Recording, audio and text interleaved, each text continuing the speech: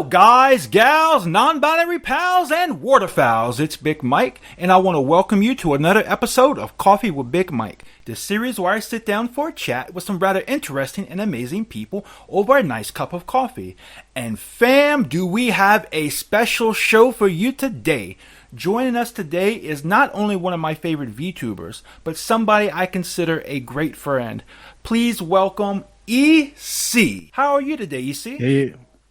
Hey everyone, how's it going? I'm doing quite well myself. How about you, Mike? I'm doing fantastic. I'm surprisingly energetic for this time of the day. It's 9 a.m. in my part of the world. 9 p.m. over here. Yeah, I like how it works. A nice 12-hour difference from the East Coast, or in the United States, and which I think is the same as where you're, the same time zone, or same time as where you are. Sure.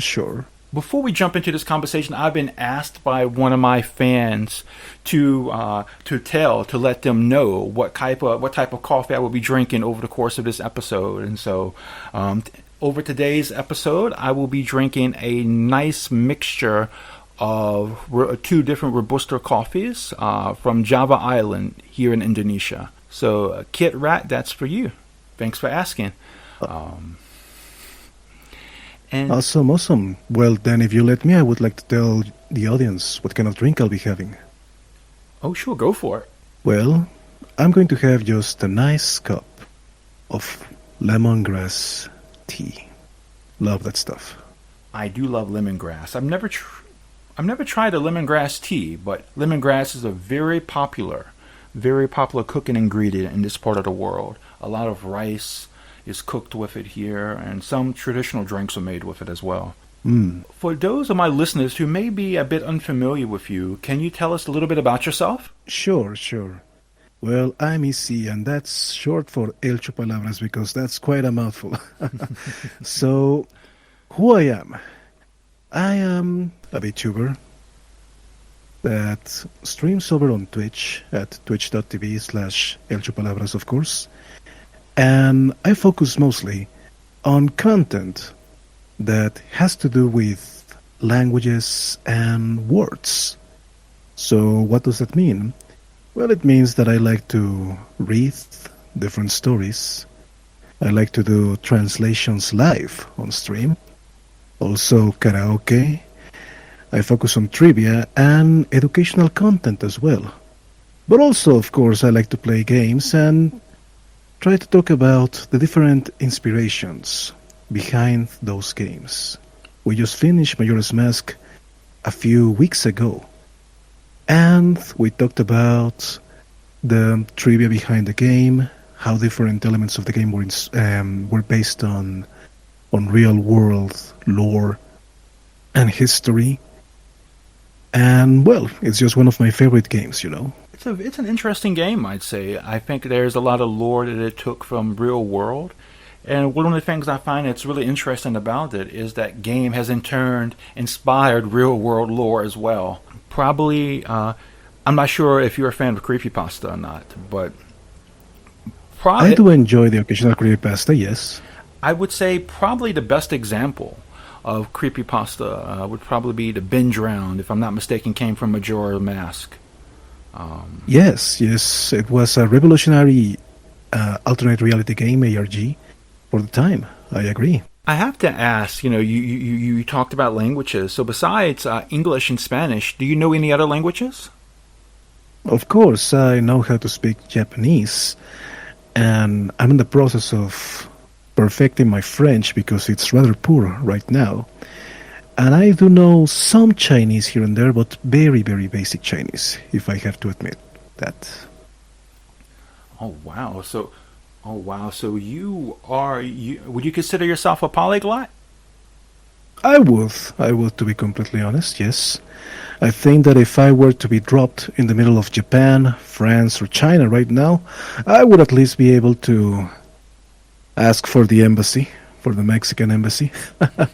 No, I understand being your nationality. I can understand Spanish is very important to you, and the fact that you're in the VTuber community and you're very active. English is very important as well. But if you had to choose a third language that you felt was your favorite, or the one that was most important to you? Which one would that be? Well, I would say Japanese. No doubt about it. I do have the Mexican, American, and Japanese flag on my profile, just to symbolize that those are the languages I'm comfortable speaking right now. And the reason Japanese is so important to me is because I learned it to challenge myself. Because I felt that there is this elitism in the language learning community regarding Japanese. I find that to be the case with a couple of different languages. Unfortunately, there tends to be a lot of elitism when it comes to learning languages. Yeah, precisely. No, I've more specifically. No, go ahead. Go ahead. Oh, please continue. Please continue. More specifically, this was prompted by the anime man, Joey, the anime man, who made a video all about how you, the viewer, the member of his audience, would never be able to learn Japanese. I was like, well, fuck you, I will learn Japanese. I mean, that's what happened. Let me just say this. I'm a language teacher myself. And that pisses me off. That absolutely fucking pisses me off to hear somebody put somebody else down like that. When it comes to education in general, people have different abilities, and this is more so true when it comes to dealing with languages, man. But just to hear somebody straight out put somebody else down like that, that's... I'm not going to lie to you, EC, that kind of gets my blood to boiling. Yeah, mine too. I mean, I'm in exactly the same situation as you. I am a language teacher. Well, I was, before becoming a Vtuber, I suppose. And I have been for quite a while. For the majority of my life, I have been a language teacher. And I entered the Vtuber space as a language teacher. Not as a Vtuber, but as a person with a passion for languages. With a passion for learning and for teaching. And that's something that I have wanted many, many times to promote in my audience, in my followers. And for some reason or another, I haven't been able to do so as I've wanted. However, very soon, very, very soon, I will be actually making some small videos to help VTubers, well, to help anyone really, learn more Japanese. I would consider myself to be a bit of an armchair linguist. I never studied linguistics as an academic discipline, though I have studied, different languages over the course of my life. I took 2 years of Spanish when I was in high school, as there was a requirement to study at a university. And where I'm from, in the United States, we have a huge immigrant population from Latin America, and I'm from a very small town, so our two choices are just Spanish and French. Now, Spanish seemed much more practical to me. I had many friends from Latin American countries and such, and I didn't really see French as being too practical. As I got older, however, there are a lot of places like in North Africa I wanted to visit that speak French as a second language, so maybe that might not have been too bad of an option. But hindsight is 20/20, as they say.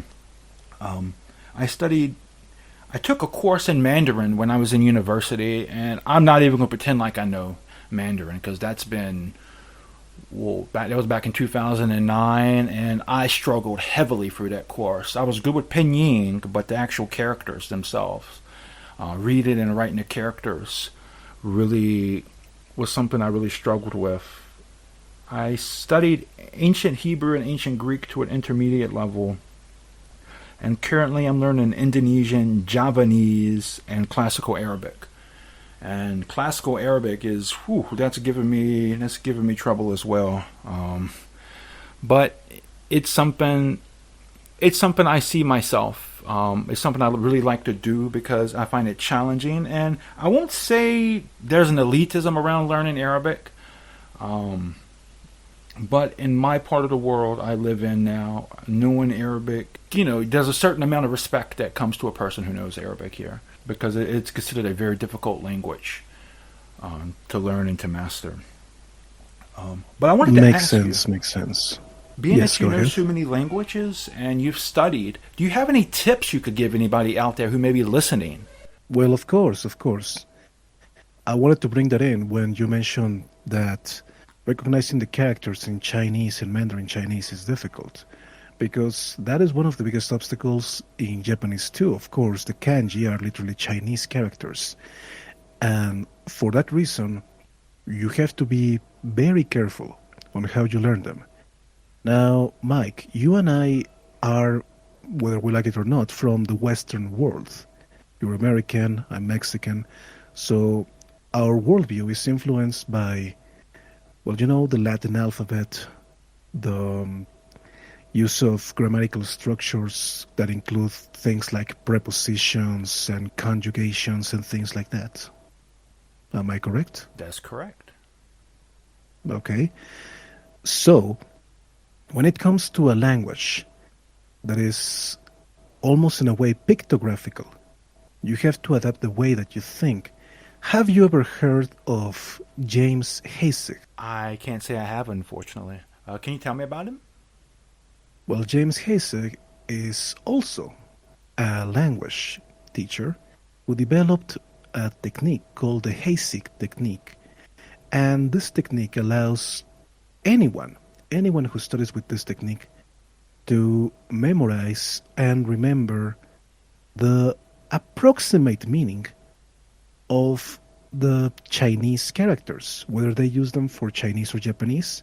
That's what the technique is for.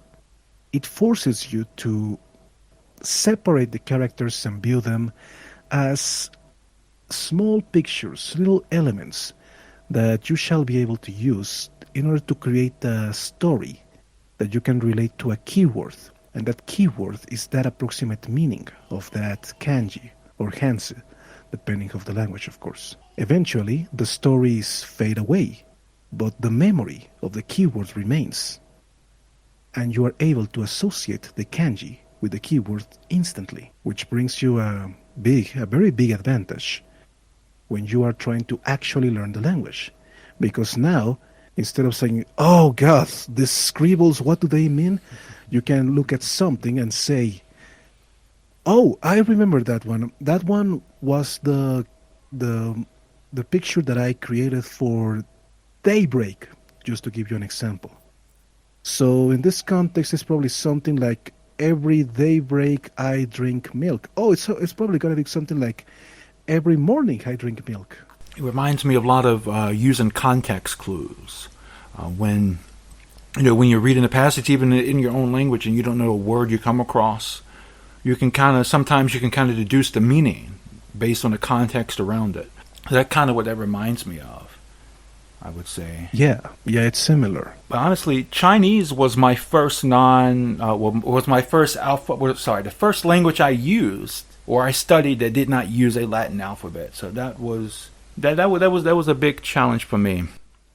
That was baptism by fire right there. Absolutely. Whew.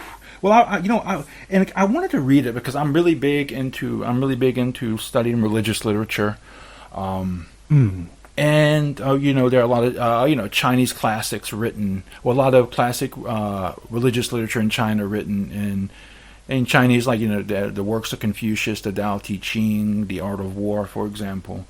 But of course, Michael at the time, he didn't realize, just as there's a difference between the English we speak today and the English of Shakespeare or Chaucer, there's a big difference between the Chinese spoken today, Mandarin, and, China and classical Chinese. So I didn't kind of think that went all the way through until I got into the course, and at which point in time I was already there, and so, okay, might as well stick this out. I understand.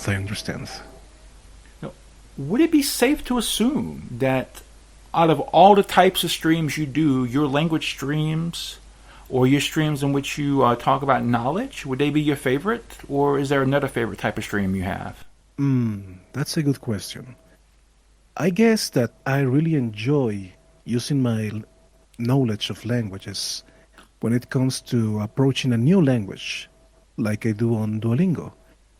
On St. Patrick's Day, I decided to study some Irish Gaelic, and I had a lot of fun just seeing the similarities between that language and other languages from the area, seeing how the prepositions and the verbs were used in Irish Gaelic. It was quite fun just seeing the etymology of some words and how they relate to modern languages like English. It was quite fun, yes. I do enjoy etymology as well. It's really interesting to see how words, the history of words, how they come from, where they come from, how they develop over time. And something I talk about with my students all the time.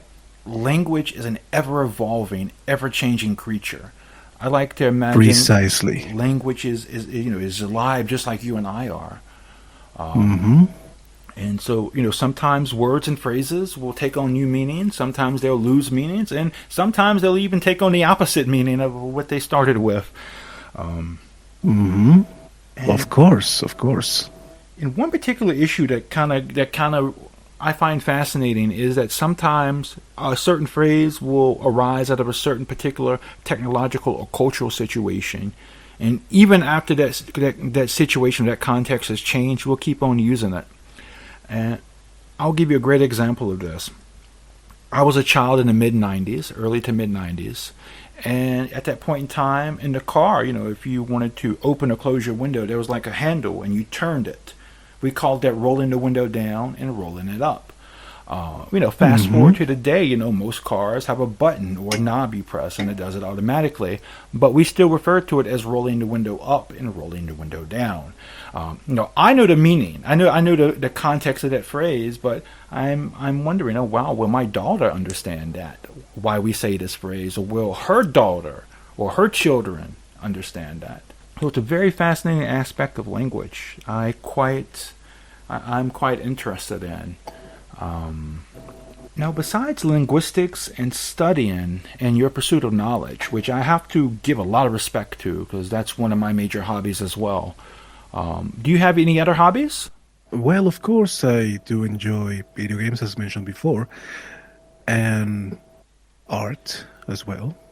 I enjoy reading, cooking, baking especially. That's my favorite. And I'm really into DIY, hacking, modding, that sort of stuff. Oh, wow. There's so many things here I want to ask you about. So many things I want to ask you about. Okay, so first off, I want to ask you, what kind of books are you into? I really enjoy fantasy with a lot of world building, but it has to be organic. I don't want to read an encyclopedia on a world. I want to be transported in the middle of it and just try to guess my way around it by the way the other characters act, talk, and feel. I really enjoy rationalist fiction, whether that's sci-fi or fantasy too. What else? When it comes to more technical literature, I enjoy reading different kinds of essays. And what else? I suppose that's it. Yeah. This is going to be a dick question to ask, so I do apologize about this. So if you had to choose a favorite book, what would you say would be your favorite or favorite essay? Oh, now I'm going to get into a controversial opinion right here. I love The Silmarillion by J.R.R. Tolkien because, oh my God, I hope I don't get canceled over this, or you don't get canceled over this, but it's the Bible if the Bible was actually interesting. Oh, wow. Unfortunately, I'm not very familiar with the work of Tolkien, unfortunately. I mean, I know he wrote The Lord of the Rings and such, and The Hobbit, but I respect fantasy, but fantasy really, it's not really my cup of tea, I'd say. So What's yours then? Oh wow, man. Well, honestly, I mostly read mostly read nonfiction. I'm very much into religious classics, their interpretation, especially in anthropology and history in regards to different religious groups and their practices and stuff. But I tend to read just a lot of straightforward history as well. I'm a huge fan also of poetry. I also Yeah. and I like a lot of classic literature as well. Like for example, I'm a huge fan. Like my favorite author, at least in the past 500 years, is Ralph Waldo Emerson. So I'm a huge fan of his essays. They were life changing to me, and his poetry actually inspired me to pick up poetry myself and start writing. Henry David Thoreau, a lot of stuff like that, I would say. But I do read some fiction sometimes. Sometimes I read a children's book. Sometimes I'll read with my students. And there was this one particular book. It was a children's book, but man, it was so thought provoking. There was this story. There's this book. It's called Fish in a Tree. It's from that saying. If you judge a fish by its ability to climb a tree, it's gonna feel stupid its whole life, or feel worthless its whole life. And it's about. I don't want to spoil it too much if anybody's out there reading it, because even among adults, it's a fairly popular book. But it's about a girl who's, she's different. She's different mentally from most other people. She has a different way of looking at things, and it's about her trying to fit into society because, or her with her classmates, because she is different, and they know she's different. And she's kind of treated kind of harshly by some, befriended by others. And there's a great anime. I watched the anime first, and then I started reading the novel, and they're both very different. It's called Welcome to the NHK. And I've heard of it, yes. Very, very good. It's about a guy, he's struggling, he's a hikikomori, and he struggles to overcome his hikikomori.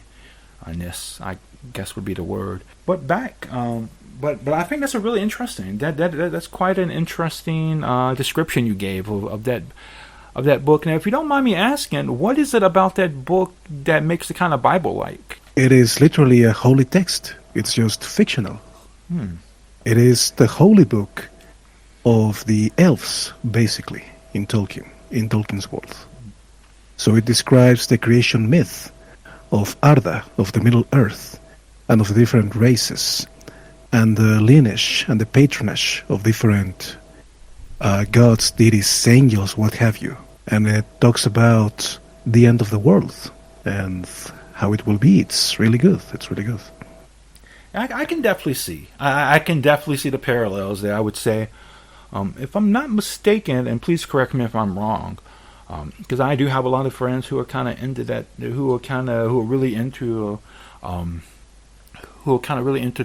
Tolkien and his work. He was really good friends with C.S. Lewis, if I'm not mistaken. Yes, he was. And some have said that his work is kind of there's a lot of symbolism in it from Christianity in his work. And again, I've never read it. I've never seen it. I've never seen the movie either, so I can't really say for sure. But it sounds interesting. It sounds like something I should probably check out. Actually, I do enjoy sometimes the metafictional, metafictional stuff like that.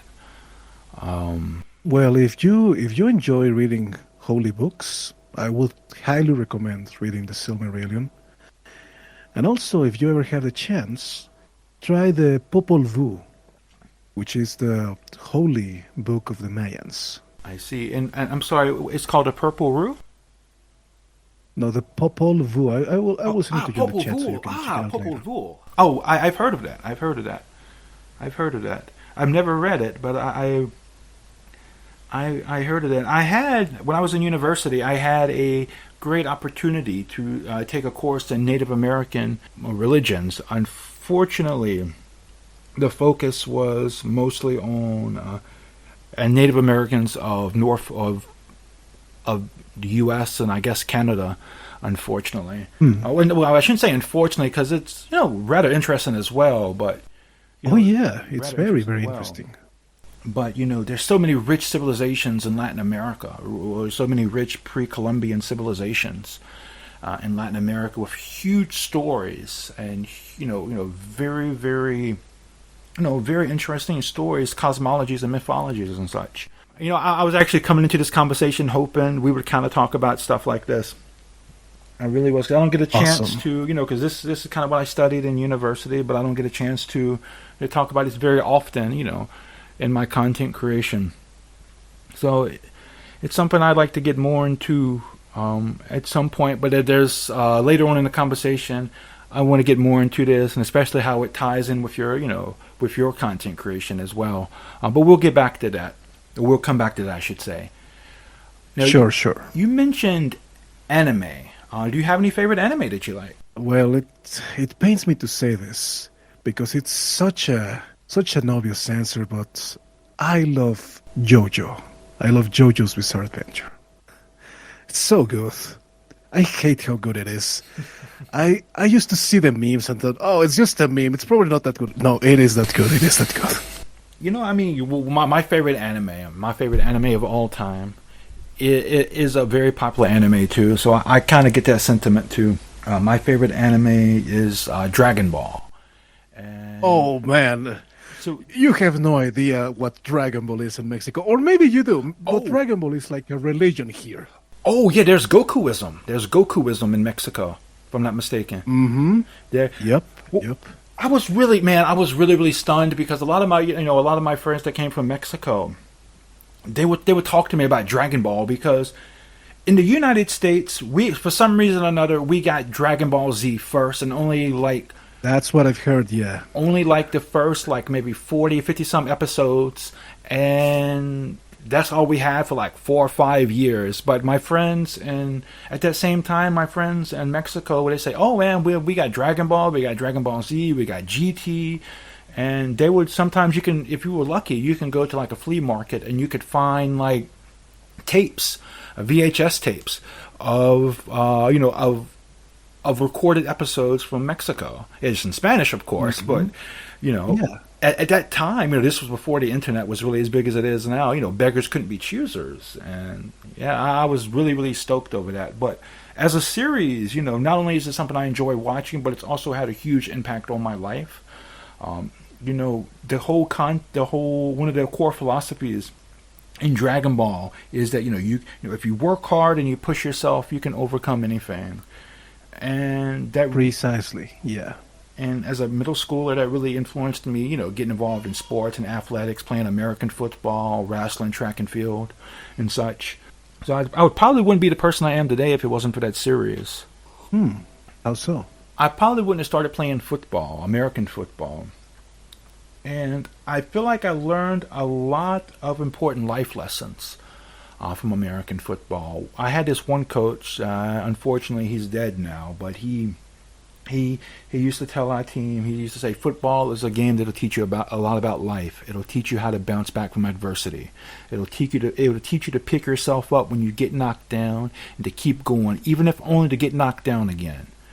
And that's really stuck with me. And so I've kind of, off and on throughout my life, I've kind of, I get knocked down, pick myself up, keep on going, even if only to get knocked down again.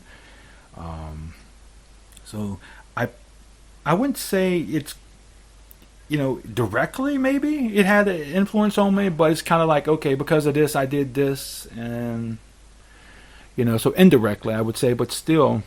Also, I just kind of love how the source material of it, man. Going back to religion. Dragon Ball is based on a Chinese Buddhist story of Son Goku, traveling, I think it's to India to collect Buddhist relics. Yeah. Journey to the West. Quite fascinating. It's quite fascinating how far it developed from that. But what about gaming? What games are you into? I am a huge fan of The Legend of Zelda in general. Huge fan. And I also enjoy all sorts of roguelike games.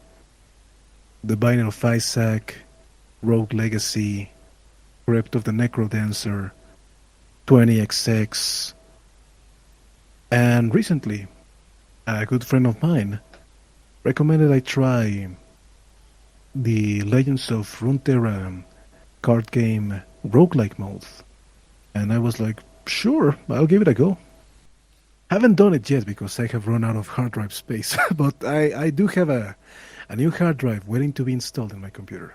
That's my big issue now. That is my big issue at the moment. I'm running out of hard drive space, and so I'm kind of moving things around, and so I can try new games and stuff. But I have a confession to make, EC. Please don't judge me. Please don't hate me. But I was really late to the Legend of Zelda party, man. That's nothing to judge you about. Man. That's actually great. You're one of the lucky few that gets to experience the saga for the first time as an adult, and that's great. Even though I started gaming in the early '90s, my first game was the first console I played, not my own console because this belonged to my parents, but I started with the NES. But it wasn't until I was like 24, 25 that I played the original Legend of Zelda for the first time. And that's nice. That's so great. You have no idea how happy that makes me. Now, I'll be honest, the second one, I wasn't really feeling it so much, but the first one, I still go back and play it from time to time. No. The second one is quite experimental, to be completely honest. It's the black sheep of the family. Is it bad? Maybe for a Zelda game, to be completely honest, but it's not a bad game.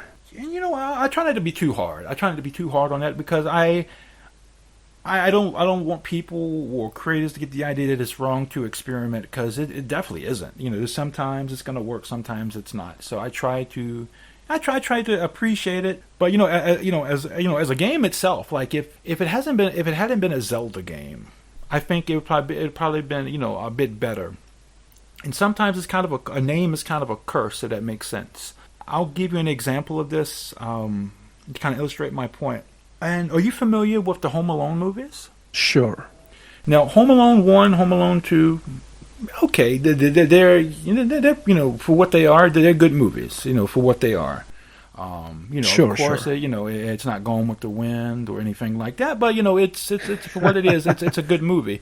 The third window, that's like the third one's not a bad movie. Like, I think if they would have called it anything else besides Home Alone, it would have been a decent movie. It wouldn't have been maybe not a good movie, but it wouldn't have been a bad movie. But I think by calling the third one Home Alone, when it had different characters, a different story, unconnected to the first two, I think it was doomed from the get-go. And don't even get me started on the last two or three. Oh yeah, of course. Well, that's the issue I have with the Constantine movie with Keanu Reeves. Excellent movie, love it.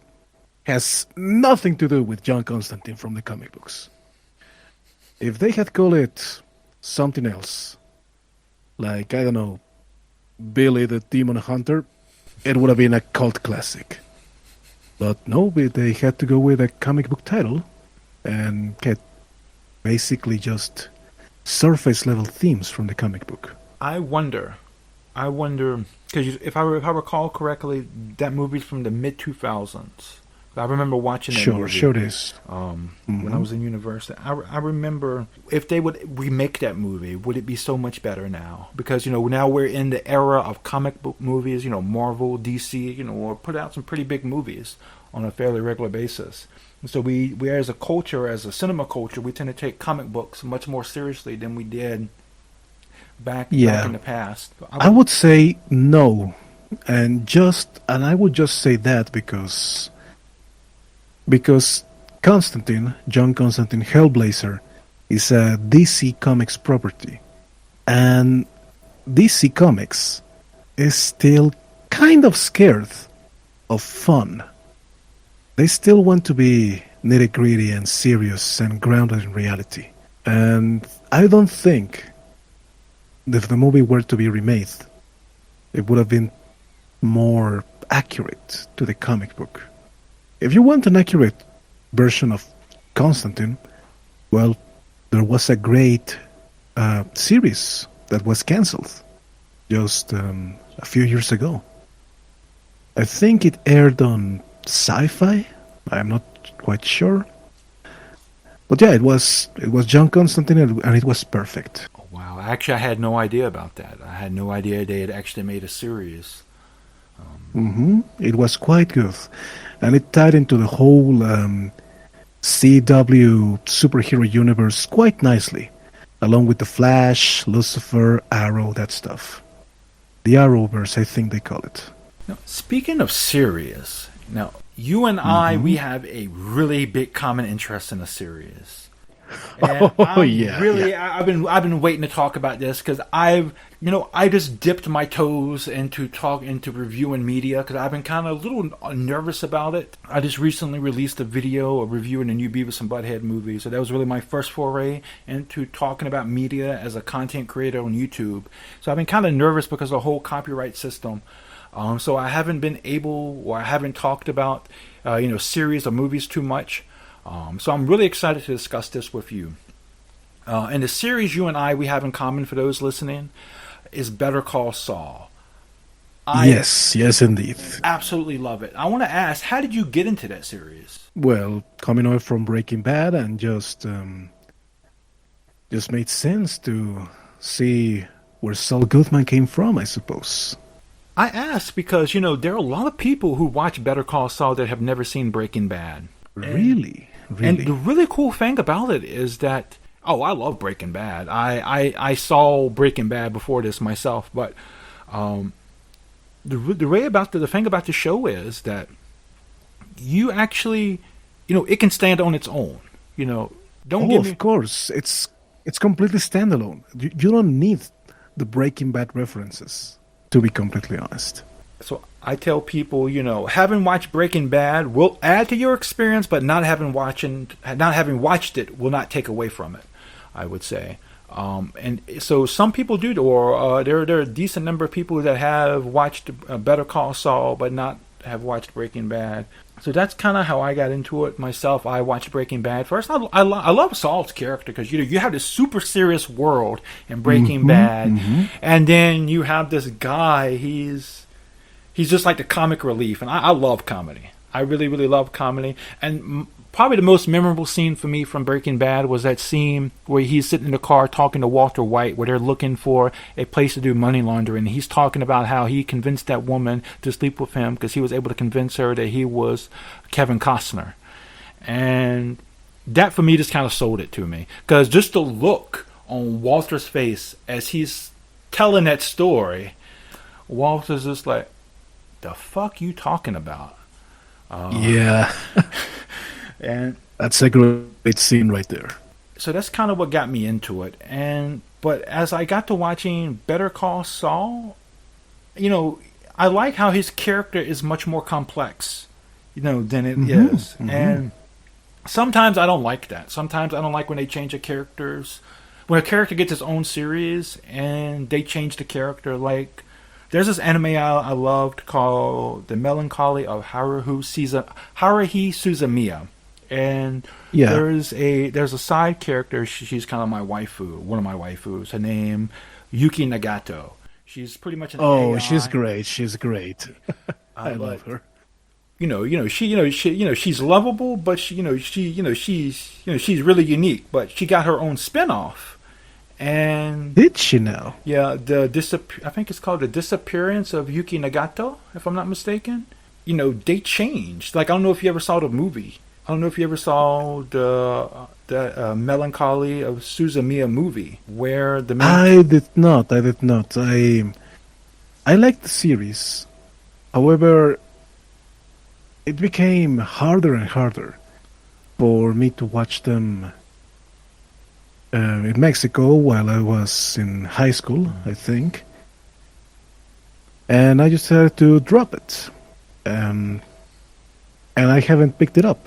I dropped, I don't know if like in the middle of the series, but I did enjoy it. I just never finished it. There was unfortunately, in the second season, there's this issue called the Endless Eight, in which they become stuck in a time loop. And so the same episode pretty much repeats for 8 episodes. And so a lot of people had issues with that. So if you got to that point and you dropped it, a lot of people did, man. A lot of people. I probably did.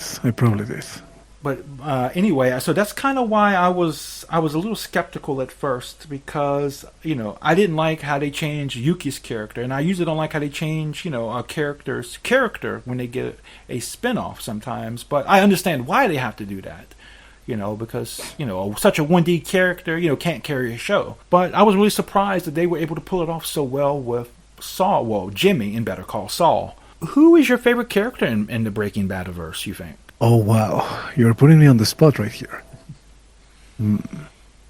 Who should I choose? Gus Fring. I think it's Gus Fring. Is there yes. Oh, I was going to say, is there anything particular about Gus Fring?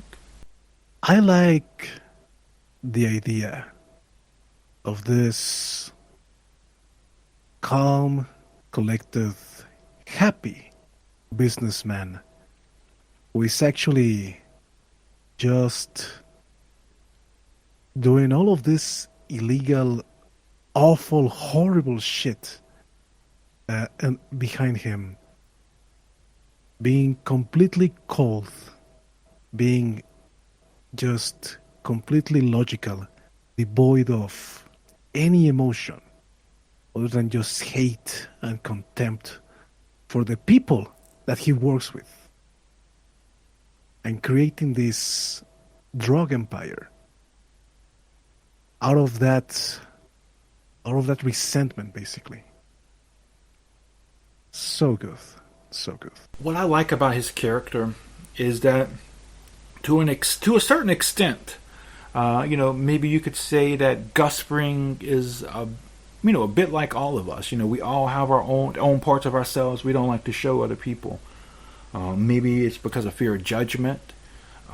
Maybe, for example, and it doesn't have to be anything like really serious, or evil, or immoral. It could be something as simply as liking something that most people don't like an unpopular anime or type of music. But it's keeping, it's putting up a public face, and a lot of people I think have to deal with that. Another thing I really like about his character is that it's, to some extent, it's based on true events.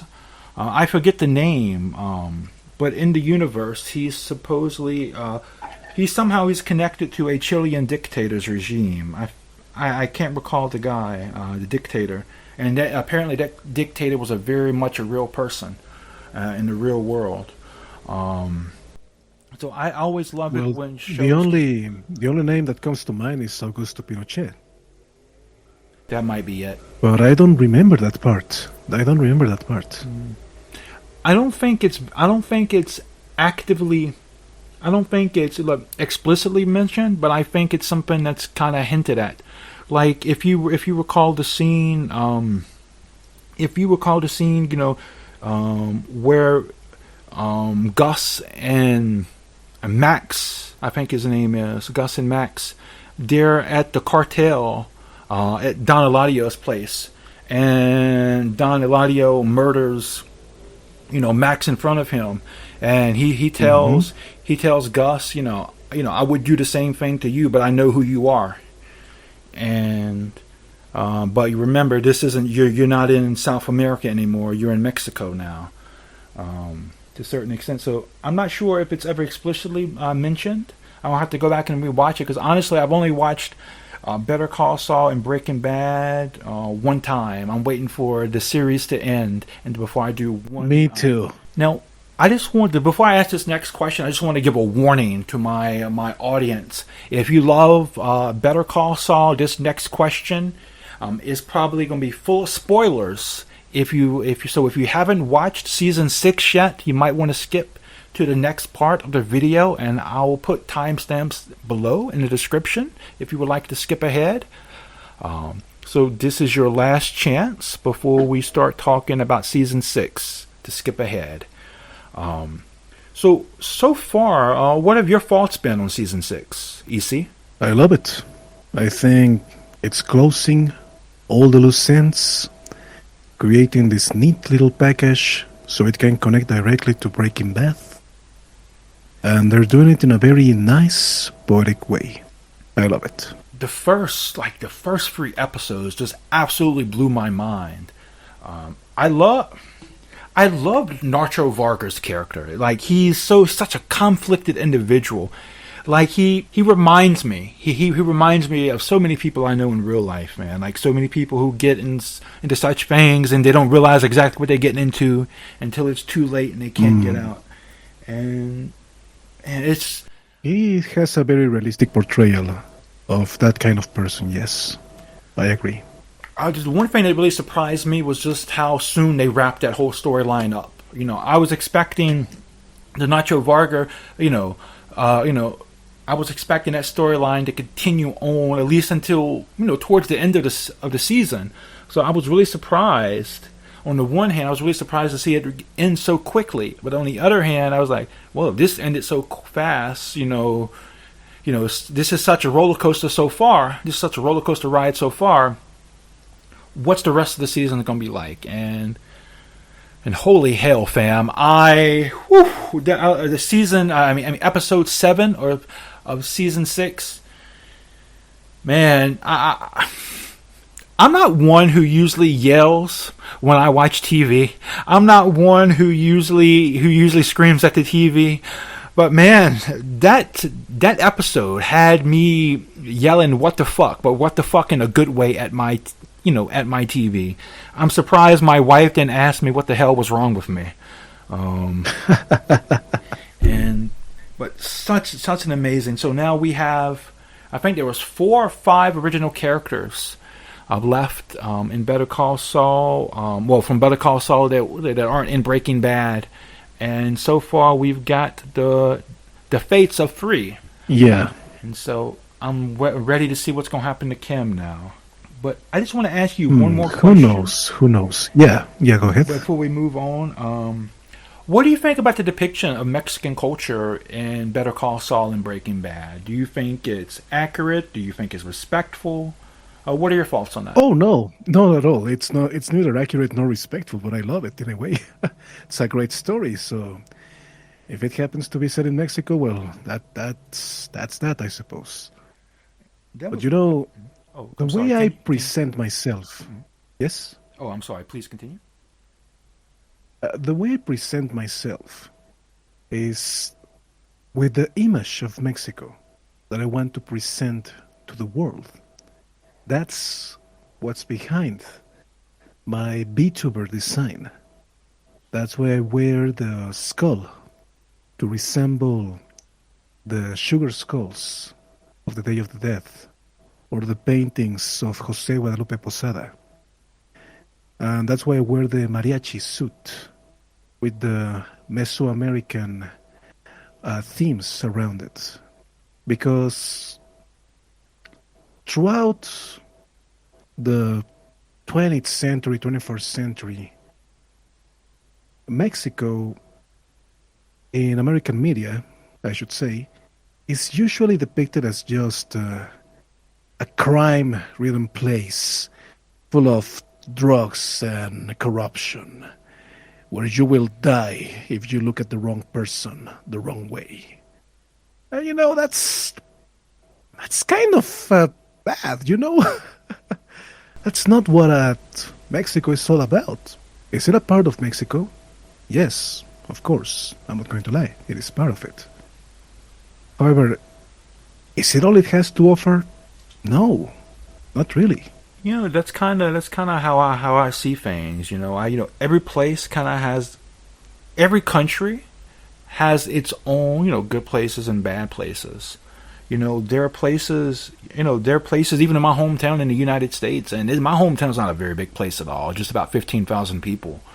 But there are places I wouldn't dare walk down by myself, in the middle of the day, let alone at night. And and there are other places, in my hometown or in the United States that I'd feel perfectly comfortable walking, even late at night.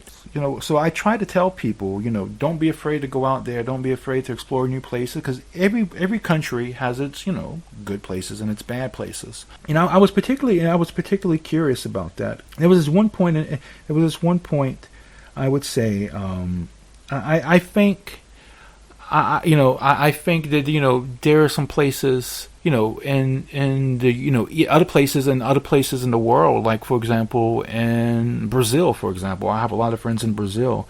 I've been told there are places in like Rio de Janeiro, you can go and you can walk down and you'll be perfectly fine, even as a tourist, and then there are places that even the local people, they're like, okay, I don't want to go there.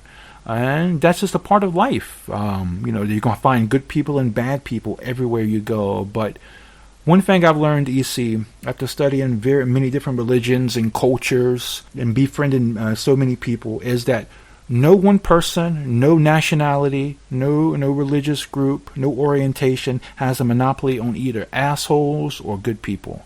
And you'll find both everywhere you go. I would have to agree to that statement 100%. So actually, I was really surprised with one of your previous answers when you were talking about your costume, or not your costume, but your design, and how it reflected back, on your Latin heritage. I'll be honest with you. Going into this, I fault your design was a reflection of your religious beliefs. Actually, they are represented there. Don't worry. It's not one thing or the other. It's just the design is me in all the extent of the word. And I think this actually be a great time to transition into talking about you as a content creator. Okay. Now, when it comes to content creation, you're not just a streamer and a VTuber. You're an artist too, right? I am. That I am. And what kind of art do you do?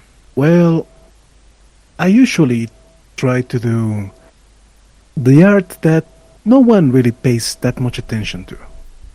Logos, overlays, backdrops, stuff that is important for every content creator, of course. But the kind of stuff that the only time that you notice it is when it's bad. So it's my job to do art that's good enough so that people don't notice it's there. This might be a difficult question to ask, but do you remember what inspired you to get into art? This might not be the answer that you're looking for, but money. I don't mean to say, I'm into art just to make money. No. What I mean to say is that when I started being a VTuber, I had no money at all. I had an old computer that had been with me for about 8 years. And that was the computer I was going to use for VTubing. That computer could run a few games, sure, but it was mostly going to be used so I could record some videos, capture gameplay of a Nintendo Switch with a cheap USB capture card. I made a list of all the things like, okay, if I am going to get into VTubing, what is the cheapest, most efficient way to do it? And there were things I had to purchase. A microphone, the capture card, and a webcam. Things that are inevitable, that you need. But there were also some other things that you had to get in order to be a VTuber. You needed a model. You needed a brand, a logo, panels, overlays, things like that. And that's where the real costs add up.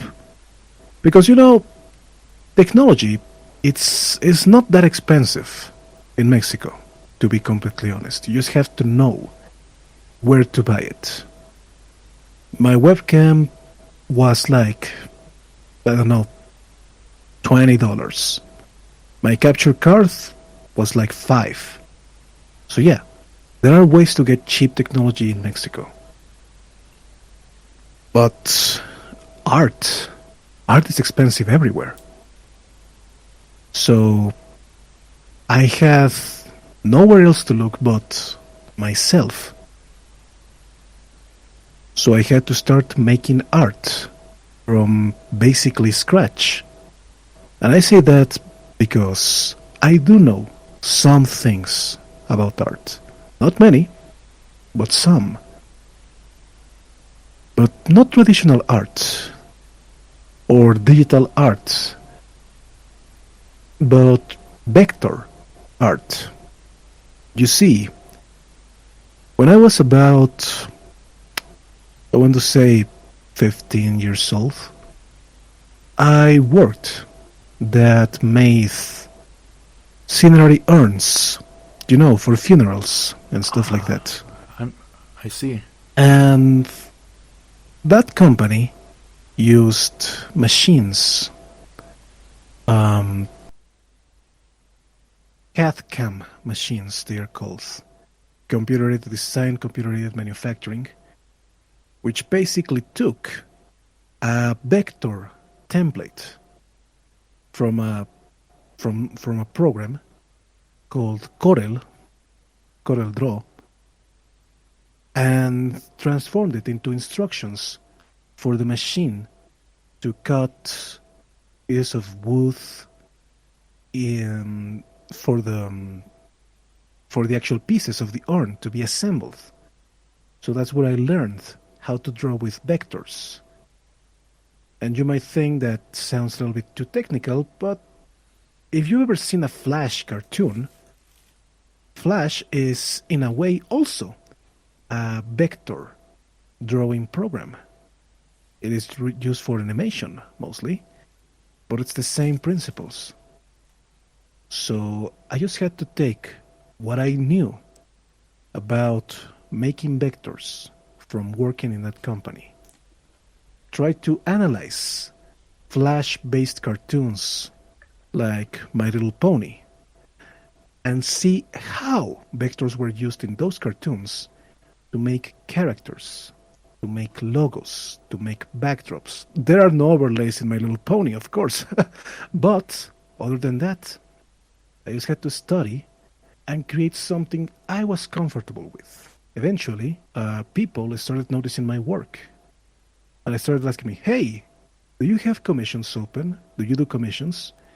And one day I got tired of saying no, and I said, like, "Sure, give me $20 and I'll do whatever." And there was huge success, to be completely honest. And I became known as the logo guy. My logos were really popular.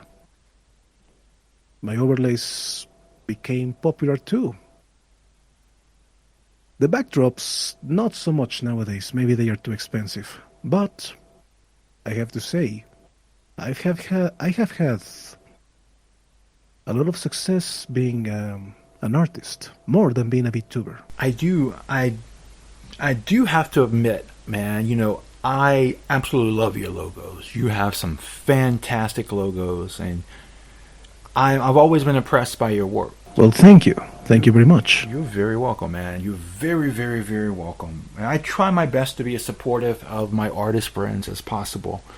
And I have a few friends in the art community, and it's a really big issue that a lot of my friends in the art community, always talk about. They complain about, especially on Twitter, and that's the scam art bots.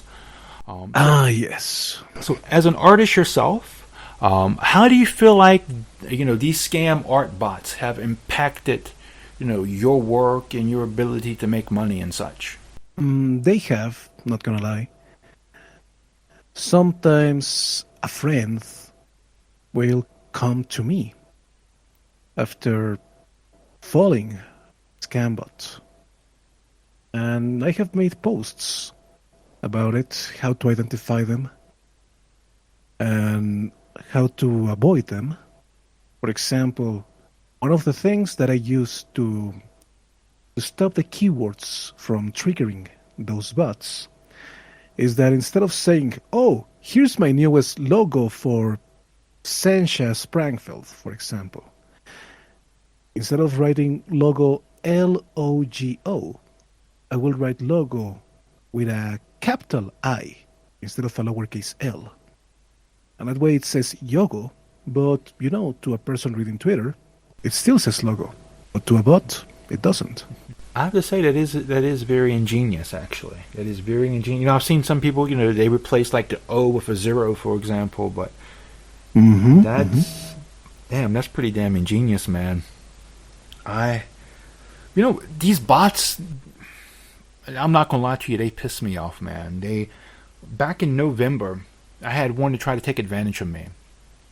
And Really? one tried to, yeah. So apparently, they were passing off other people's work as their own, and so I figured I would. Oh yeah, yeah. I figured I would talk to them, try to get some stuff out of them. So I was talking to this one, and we're just having a casual conversation. I was like, "Oh wow, your art's really nice. When did you start making art?" "No, I only started 2 years ago." I'm like, "Oh okay. Oh, can I see some of your art?" So I do like a reverse Google image search. "Oh, you only started 2 years ago. Then why is this logo from 2015?" And you know, couldn't answer my question. Couldn't answer my question then, and so I'm like, okay, you know, well, fuck you. You know, you're trying to, you know, you're trying to take advantage of me, man. Because I consider myself to be a pretty moral person. I try my best to always do what I think is right. Unfortunately, I'm from a pretty rough place in the States, man. So I've grew up around with a lot of shady stuff, and you know, we have a saying: if it quacks like a duck, if it swims like a duck, it flies like a duck, and by God, it's a duck. And that's just kind of what it seemed like to me, and they couldn't give me a satisfactory answer as to why, you know, this logo is from 2015. So that's if you ever keep up with some of the stuff I post about on Twitter, if I ever see me going to tirade against these scam bots, that's pretty much where it stems from. And Makes sense. And sometimes I kind of wonder if they even try. Like I say maybe 2 months ago, I had 3 scam bots, and the same day used the same exact picture of some poor model who probably has no idea they're misusing her image like that. All different names. And to add BBN GFX, Laura GFX, shit like that. Absolutely. And what's really crazy is that I was like, okay, I'm gonna fuck with you guys a little bit. So I'm gonna message. There was one named Amy and there was one named Mary. So I messaged to one named Amy and I say, "Oh, how's it going, Mary?" And then, "Oh, I'm fine." And I know if that's a real person behind it or if that's just like a chat bot. I'm not sure, but I was like, yeah. Usually, the way they operate is that they have bots. The accounts are managed by bots, basically, that crawl throughout Twitter posts that use common hashtags or common words, common keywords, to make a post like, "Hi, I will make your logo. Hi, I will make your backdrop. Hi, I will make your Vtuber model." Then, when you're messaging the account, it basically switches to a person that's working at a sweatshop, like one of those scam call centers that they have in parts of India. That person is a real person that is answering to your requests, just under an assumed identity, of course. Eventually, maybe you will pay them. If you're lucky, you will receive some horribly drawn scribbles, or you will get something that was made with templates, with many templates, or online generators, things like that. Automated work, basically. If you're unlucky, then you won't get anything. You will get ghosted. My first artist, there was a lot of controversy surrounding her, and apparently, what she had did, she was a legit person, or at least I feel like she was. But she did something similar to what you were talking about, and she would send out samples of work that was way better than what she was producing herself. And so a lot of people were complaining. I myself didn't complain so much because I only paid $20 for my original profile picture. So I'm like, okay, you get what you pay for, right? But some people apparently paid her, shit tons of money, and unfortunately, the results they paid for were well below what they were promised. And so it's kind of like walking into a minefield when when you when you actually look for art. So I always try, whenever I come across an artist such as yourself or such as my artist friend, or there's another really amazing VTuber, her name is Cena. She just started doing art. Whenever I come across somebody like that, I try to promote the hell out of them, because And I appreciate that. legitimate artists you can trust are few and far between, man. And I hate that it's like that. I really, really hate that it's like that, because at the end of the day, we're just trying to support ourselves. We're just trying to make a living. We're trying to support our hobbies. And some assholes are out there making it so that we can't do that. And so I really feel, man, I really, really feel for you guys in the art community. Yeah, I just realized that I forgot to upload the logo into my portfolio. Now that you were talking about it. Oh, no worries, man. No worries. I'll throw it up. I'll throw it up in post. So yeah, and by the way, if you guys are listening out there to us talk, I normally don't show stuff on the screen while I have these conversations with my guests. However, because EC here is my first artist guest, please be sure you check out the screen, and hopefully in future Mike will put up some of his art to show all you guys, gals, non-binary pals, and waterfowls out there just how talented of an artist he is. Thank you. Now, I want to kind of shift gears again and get into the whole meat and potatoes of why we're here. EC the VTuber. Why did you get into VTubing? Well, as I mentioned before, I have been a language teacher for a big part of my life. And I worked at this institution in Mexico for 6 years, basically. Throughout those years, I was confined to just one of the branches, a small one in my state. But eventually, I climbed up through the ranks and became the person responsible for the training of prospect teachers that wanted to join this institution. However, then, can we say the C word here? Not the bad word, but the disease. Disease. Disease. Oh yeah, absolutely. Go for it. Okay, so COVID happened, and of course, the school had to shift gears into online learning, which was difficult for some people to transition into. But as I said before, I am really into DIY hacking and modding. So by the time that happened, I had quite a bit of technology that I wasn't using that could be adapted into teaching. So, for example, I have a TV and I have a monitor. So by connecting both to my graphics card, I had now a 2-monitor setup, which was awesome. Then I have a microphone attachment for a pair of headphones, which meant I could speak more clearly without being distorted by a computer mic or a webcam mic. I had a drawing tablet, which could be used as a replacement for a whiteboard,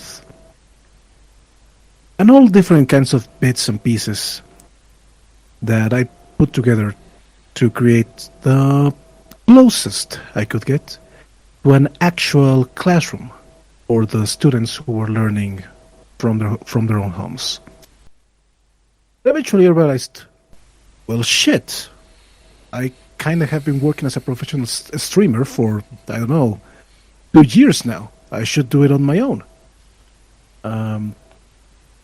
And that's what I decided to do. But I also thought, Well, shit. Um, a good amount of people in Mexico now know my face. So what should I do?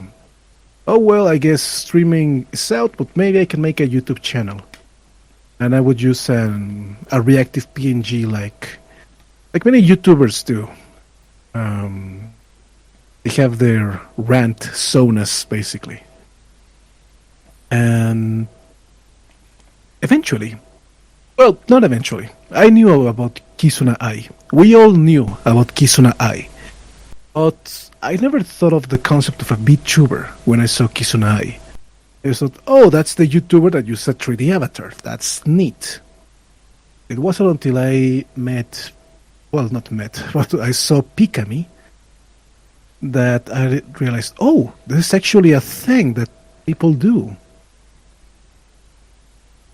And again, I thought, neat, I guess. That's probably really expensive. I don't have the budget for that. But I got into Hololive. And I got into Calliope Mori. She's my favorite of all the Hololive girls. But the thing that convinced me to become a VTuber was her collab with Borone, where they play Keep Talking and Nobody Explodes because, and this is going to sound ridiculous, but to me it was beautiful to see a person who barely spoke Japanese interacting with a person who barely spoke English and just laughing, having fun, trying to communicate with each other. And I said, I want that. That's how I'm going to reach an audience of people who want to learn a language, exactly like this. So that's how I got into VTubing.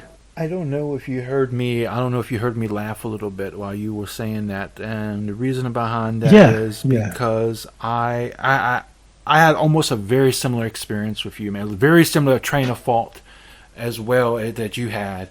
You know, I'm a teacher myself, and you know, I wouldn't want any of my students to recognize me, who I am. So content creation is something I've always wanted to do. I've been wanting to do since around 2011, 2012, if not before then, I would say. But I never really thought it was something I could do. And then I want to say around 2018, 2019, somewhere in that neighborhood, I remember hearing about Project Melody. And I was like, wow, that's cool. That's neat. And then I started hearing about some more people like Nux Taku and Iron Mouse and such, and I'm like, yeah, that's really cool. But again, like much like your situation, it's probably something I would never be able to do because I'm considerably. I mean, I'm not destitute, but I'm not making a lot of money either, so it's probably way out of my reach. But then one day, there's this annual event every year I attend. I used to neglect Twitter like really, really, really bad. Like I only log on Twitter once a year, and it's for this yearly event called SAGE, Sonic Amateur Game Expo, to kind of participate in it. And so I returned in 2021, and by chance I noticed like all these little VTubers popping up, here and there, interacting and stuff. And these, they weren't Project Melody. They weren't Nux Taku or Iron Mouse or anybody from V Shoujo or Hollow Life. And I was like, damn, well, if these normal people can do this, then maybe there's hope for Mikey. So I decided to do that. So that's why this kind of surprised me. Like, wow, you came from a very similar train of thought as myself. Yeah, funny thing is that I went from trying to be a live 2D VTuber to becoming a PNG tuber to now having my low poly 3D model. It's been quite a journey because my first model was actually live 2D, but it was quite different from the regular live 2D models that you see everywhere. I was not an anime girl or an anime boy for that matter, of course. I was just a skull. I mean, I've shown you the little webtoon where I'm featured. You'll see that the character that represents me in that webtoon starts as a skull, as a floating skull. Well, that's because that was my first model. It was a floating skull. Do you regret taking that progression? Like, or if you had an opportunity, for example, to go back and redo things over again, would you have done things differently, or would you have still went that route? That's a very difficult question to answer because going that route introduced me to wonderful people. If you allow me to talk about some of my VTuber friends. Please do. Let's begin with Starry, Star Traveler BT. She was the first person who believed in me and the content that I was making and the art that I was creating. I owe her everything. Had she not talked to me, interacted with me, I might have just given up, not done anything. Then we have Sensha Sprangfeld, Vtuber Sprangfeld, who became a really close friend and, well, one of my best friends, to be completely honest, in who I found a VTuber with many common interests to me, a person who I really love and cherish. Then we have my artist, my model artist, Parsley Risotto, who created the avatar that I use now. Well, not the 3D one, but the 2D one, the PNG that I use nowadays. And who I've connected over many things, and who is just a wonderful person. And of course, there are many more, but those 3 people were the first ones who I met in the beginning of this, because I started VTubing. Well, I started this project, I should say, basically 1 year ago, basically. Well, publicly. The planning phase maybe started on, I don't know, I would say December of 2020. And yeah. If I went a different route, maybe I would never have met these people. Or any of the people that I call friends nowadays. And this may be a difficult question to ask you, and so again, I apologize for this. But if you had to say, which VTuber do you think has left the biggest impact on you? You are right. That's a difficult question. I'm going to go ahead and say Calliope Mori from Hololive. Maybe some people would disagree and that I am choosing a corporate VTuber, but she's a genuinely talented person. She has a beautiful voice. She makes great lyrics. She's funny. She's talented. Her design inspired me so much to have something that was not just aesthetic, because many VTubers that you see are just, I don't know how to say this without sounding like an asshole, but guy with too many zippers, or guy that's wearing a suit. And in a way, I am a guy wearing a suit, but I think that it's really important to use your model, your VTuber model, to say something, to express an idea.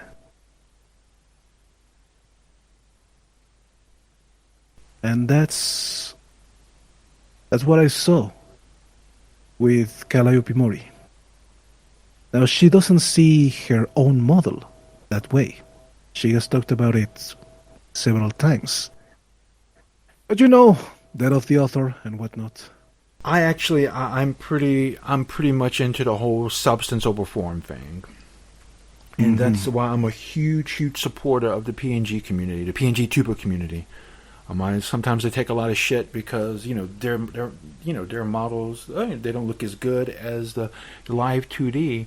Honestly, if you bring something good to the table, you have a good vision to share, you're entertaining. It doesn't matter what your model looks like. I mean, don't get me wrong. I think you should put thought and effort into it, but you shouldn't rely just on eye candy, if that makes sense. Precisely. Now, don't get me wrong. I do. If I'm on Twitch and I come across a VTuber and she has some pretty big knockers, that's probably gonna grab my attention. I'm not gonna lie. But that's not gonna keep me. That's not gonna keep me. Now, if she's talking about something I'm into, or she's funny, she's engaging, that's gonna keep me there. Like I would say, I'll give you two good examples of this. My comfort streamer. Unfortunately, I don't get a chance to watch him so much anymore because I'm doing content creation now pretty heavily at the moment. But her name is Abby CM, and she's a Babiniku PNG tuber, and she's a gator gal, and it's not an animated model, but the stream is really nice. It's laid back. They're interactive with their community. They don't take themselves too seriously. They're there just to have fun, and I think there's a lot of merit to that.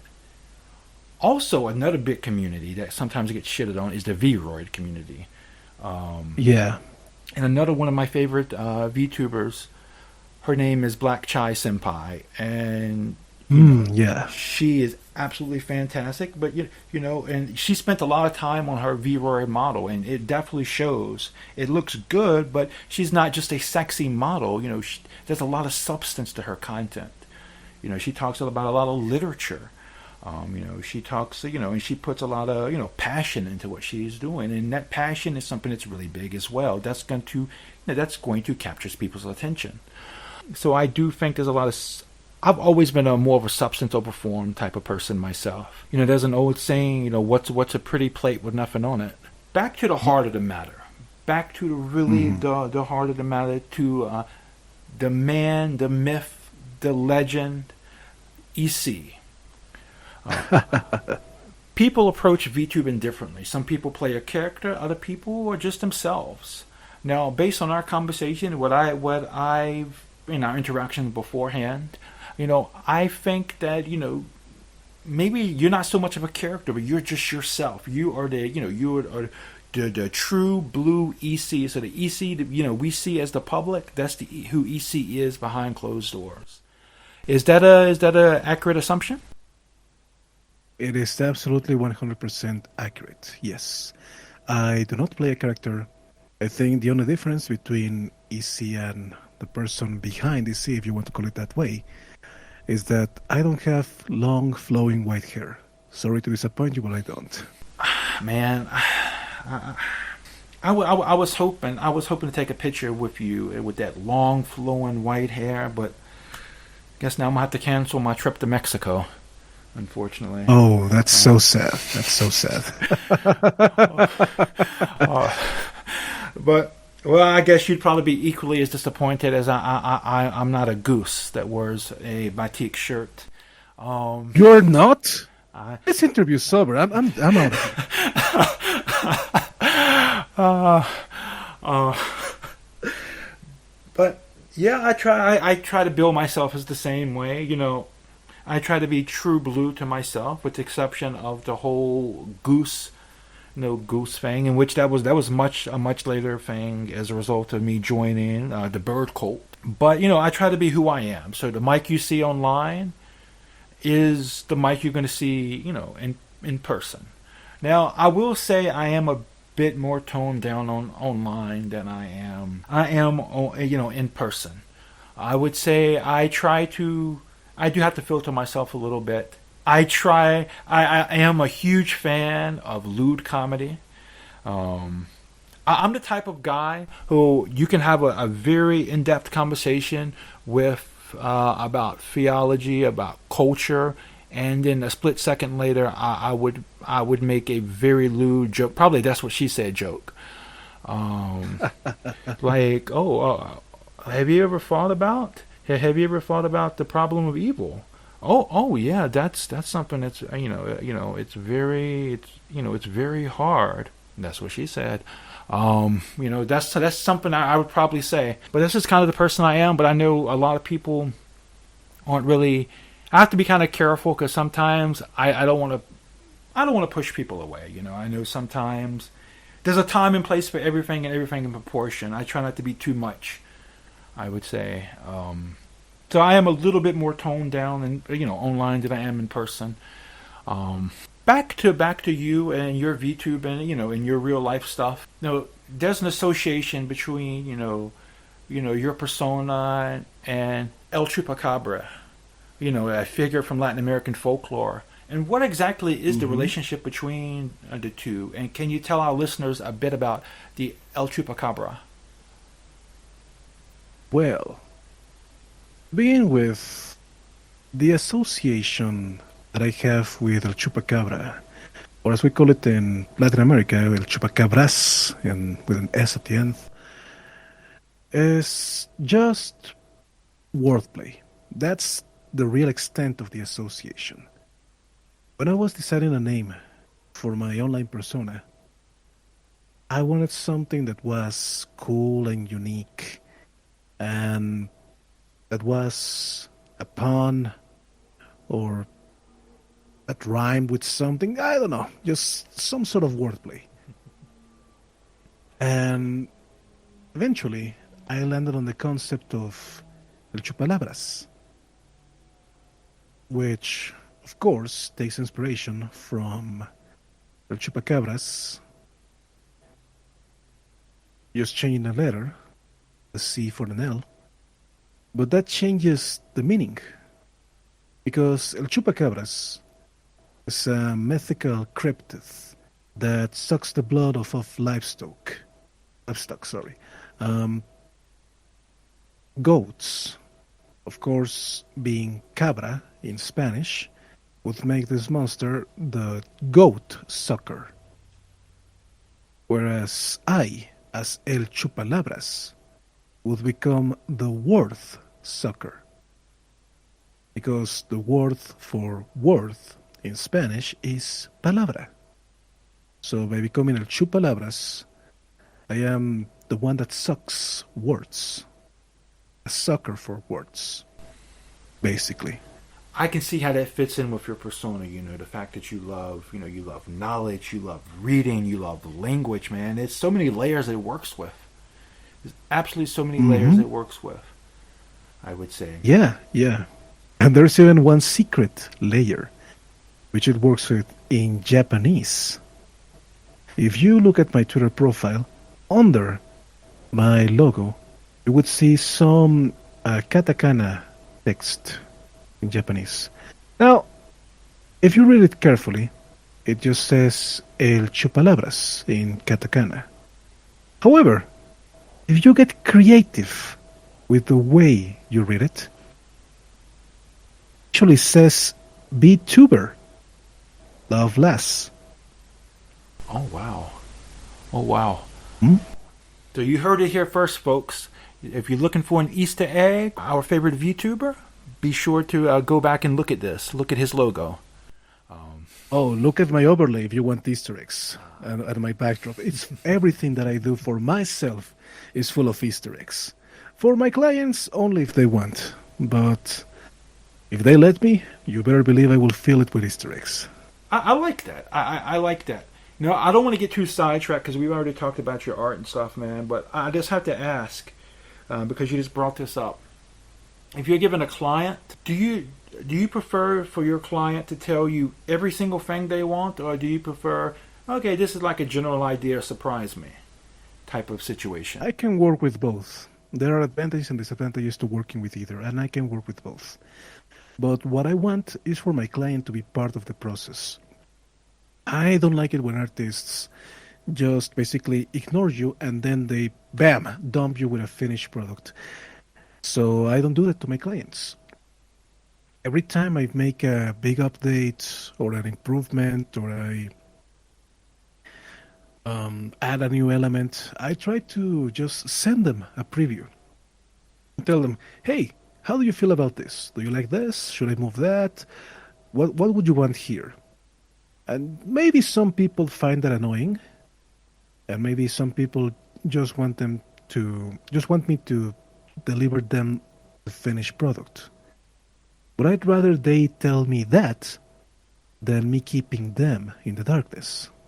I think that shows that you really care a lot about your work. You put a lot of pride, you put a lot of passion into your work, and also, it also speaks to your integrity as well. You're not just like what those scammers we talked about earlier. Okay, here, take this. This is what you wanted, and I don't care as long as you give me money. And so I think I would rather an artist bother me than to say, hey, okay, this is what you wanted. I don't care if it's perfect or not. Give me my money.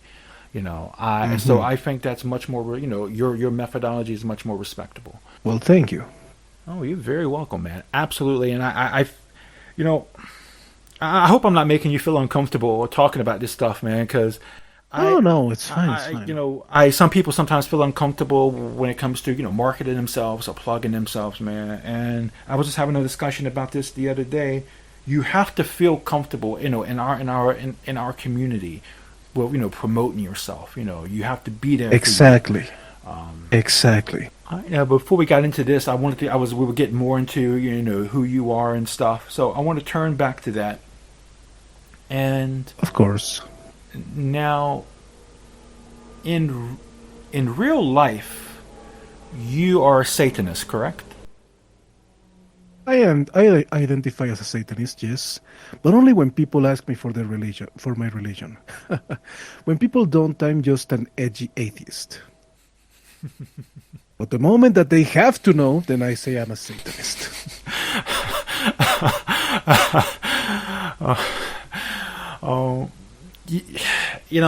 I'm laughing because that's actually how I heard it explained to me. That's how I heard it explained to me a lot of times before from many different people.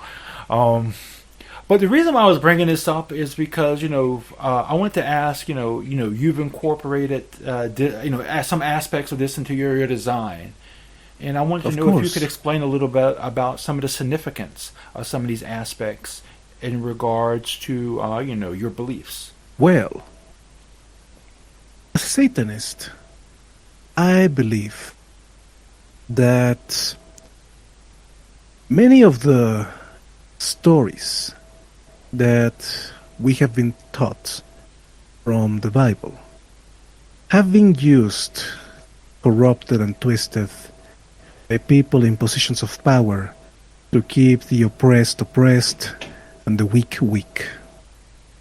So let's begin with the apple and the snake on the forehead.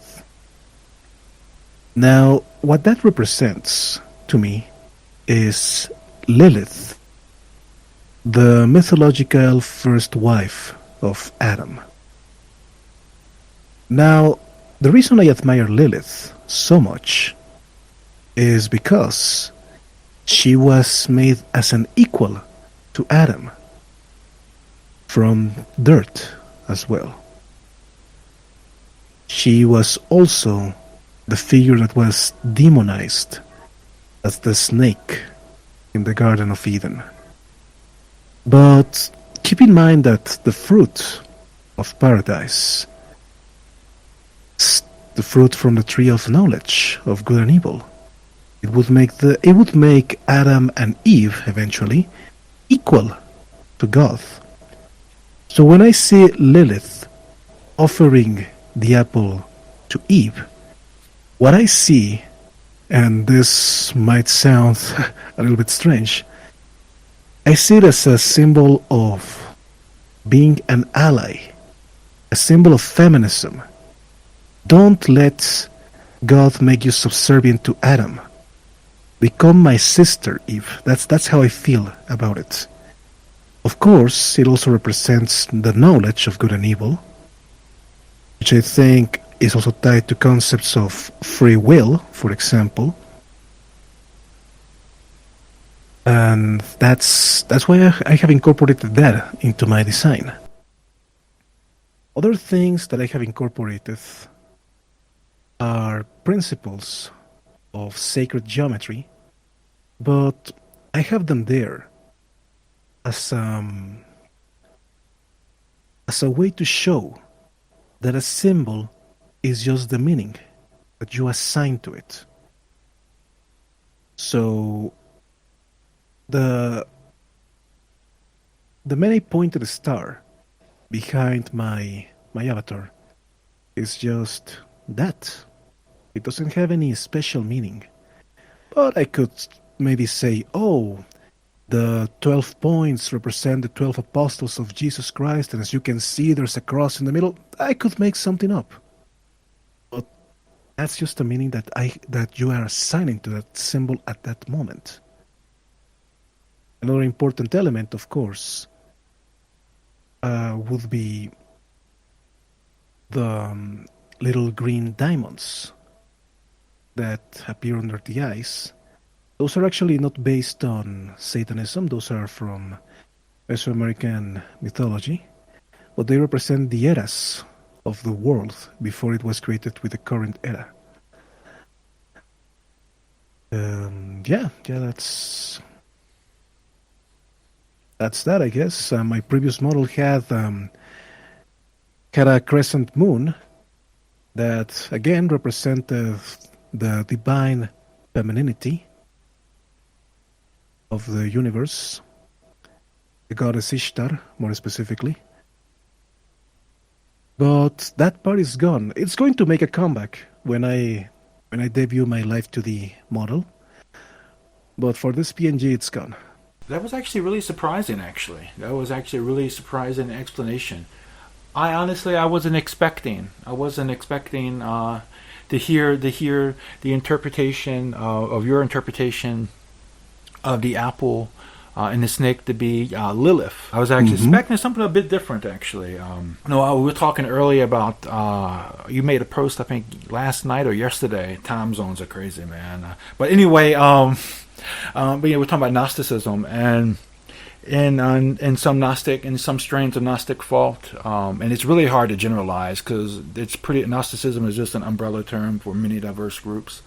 Of course. But the snake, in some interpretations, the snake was Jesus. In some interpretations, the snake is Sophia, who was an AI of the true God of light, and given, or the true God of knowledge, and in given the fruit to Eve, or enlightening Eve. It was trying to help. We're seen as trying to help Eve, enlighten her to the true nature of the world.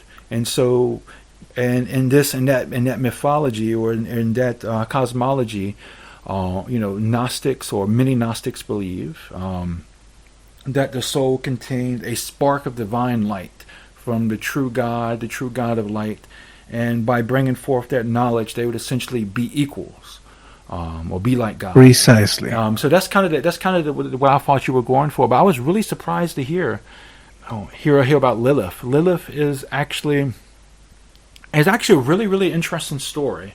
Really, really interesting story, I would say. So back way back in the past, it was used as an explanation for why there are two creation accounts in the Genesis text. Yes. Way back before the documentary hypothesis came out,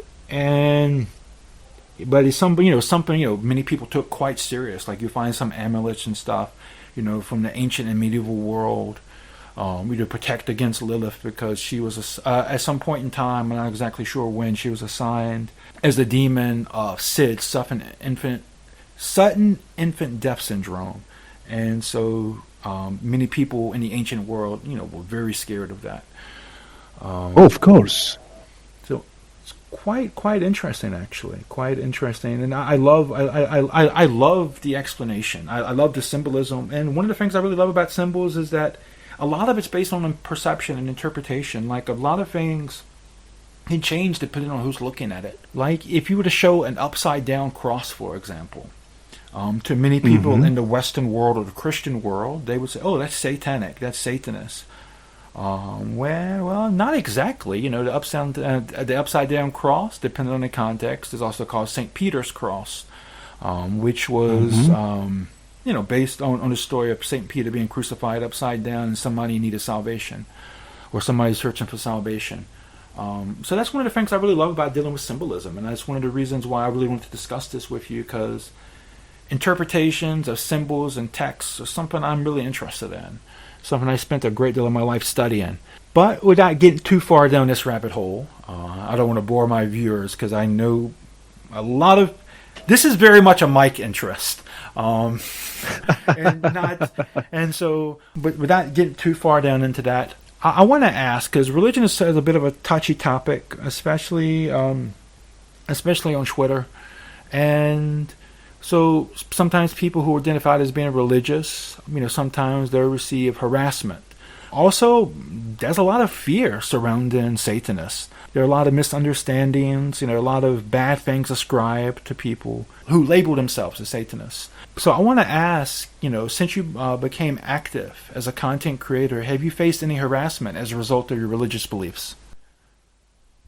Harassment? No, not really. Not really.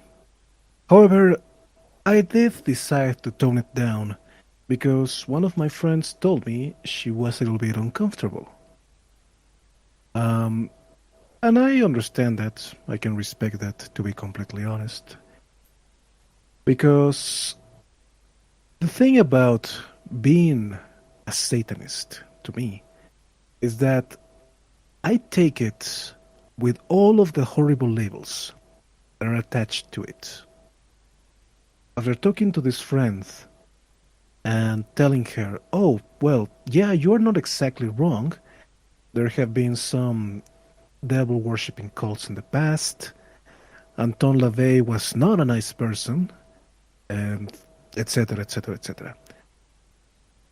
And eventually, she understood that I am just an edgy atheist that is very socially conscious and doesn't like it when there is an imbalance of power, whether it's because of gender discrimination, racial discrimination, or even religious discrimination. Because yes, I do believe in freedom of religion, but I don't believe in religion governing, aspects of politics, rendered unto Caesar. Or Caesar, I should say. Yeah. Sorry, that's a bad habit I got from Fallout New Vegas. No worries, man. No worries. But yeah. I agree 110% with that whole notion, man. I'm a pretty spiritual person myself. I consider myself to be devoutly religious. However, I believe church and state, or religion and state, should be very well separated, like oil and water, man. I think I think it was John Adams who said, the more these two stay separated, the better they can exist, or the more a perfect form they can exist in, or the more pure form they can exist in. So I agree, and I'm a huge fan of freedom of religion and freedom from religion as well. I think, forcing somebody to subscribe to your beliefs, or to something that you deem as morally correct, is a lot like trying to force somebody to tell you that they love you. I mean, it's pointless. Either you love somebody, you don't love somebody, and if you don't love somebody and you say it, your words are empty. Likewise, if you're being forced to say you believe something, it's pointless if you don't really believe it, or if you don't agree with that. Now, moving on, because you are a very, very complex person, and I feel, well, you made a good point earlier that you don't feel like you're so complex. I feel like you're complex, but maybe it's just because you're such an honest person, and that you kind of you are who you are. There are so many things I want to talk about, man. And another thing is that, if it's okay, I would like to talk about your sexuality, if that's okay. Go ahead. That's fine by me. Now, you were an asexual when you became a Vtuber. How do you think that impacted your reception? Well, I was very quickly accepted into the existing LGBTQ plus VTuber community, which was nice. It was really nice, actually. On the other hand, it has kept me a little bit separate from many interactions that are considered to be normal in the VTuber community. Because, boy oh boy, is VTuber Twitter horny. Oh boy. Ooh, that. Ooh. Well, actually, my next question was going to be, the way I worded it, the way I wanted to word it was that VTuber Twitter is pretty much the horniest place in human civilization. And, yeah. And how do you feel like, and what did it feel like being an asexual in that situation? Well, I just, try to befriend the people, not the post, to be completely honest. I have plenty of friends who are 18 plus Vtubers, or however you want to call it, and we get along perfectly fine. And I mean, I'm not above making a sexual joke. I'm not above thinking something is, I don't know, pleasing to the eye, aesthetic, if you will. But it's not like I feel sexual attraction to, well, I'm just going to say it, a drawing, or anything for that matter.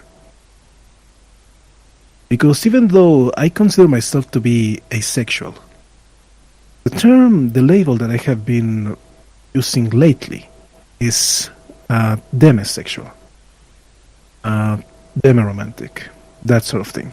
I can respect that, man. I can really, really respect that. You are a man of culture. When you see that beautiful aesthetic, you can appreciate it for what it is. And I too am a man of culture myself. I see the beautiful aesthetic, and well, I'm not so restrained. I wish I had your self-discipline, man. Sometimes I feel like I probably should just.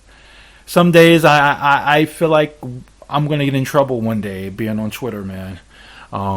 With the accounts I follow, and especially when I go out in public. Whew. Well, the thing is that, to me, is not self-discipline. I just don't experience it. It's like, I don't know.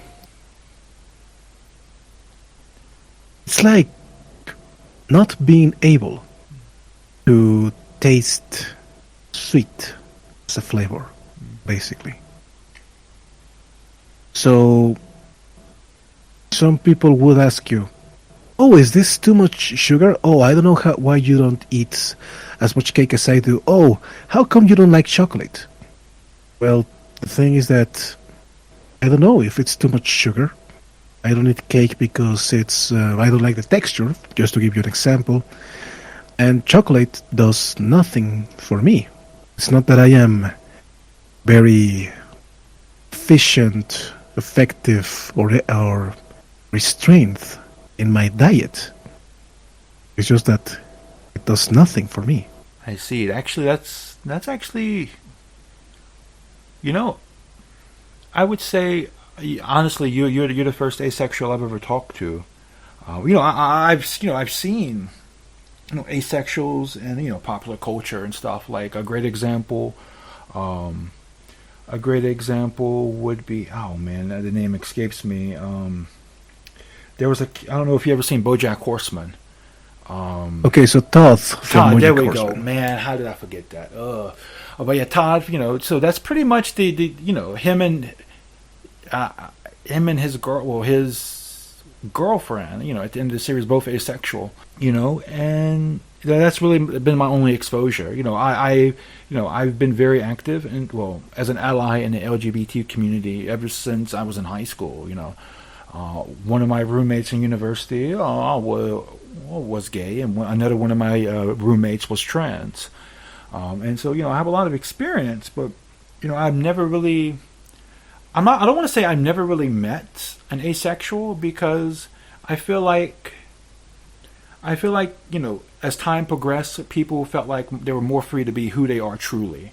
So I don't want to say I've never met one, but I've never consciously met one, if that makes sense.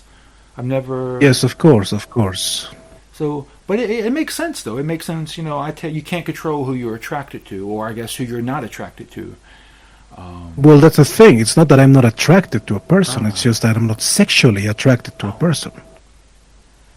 I see. So you're more attracted to like maybe their knowledge or their idea perhaps, or their personality maybe, or Yeah, you know.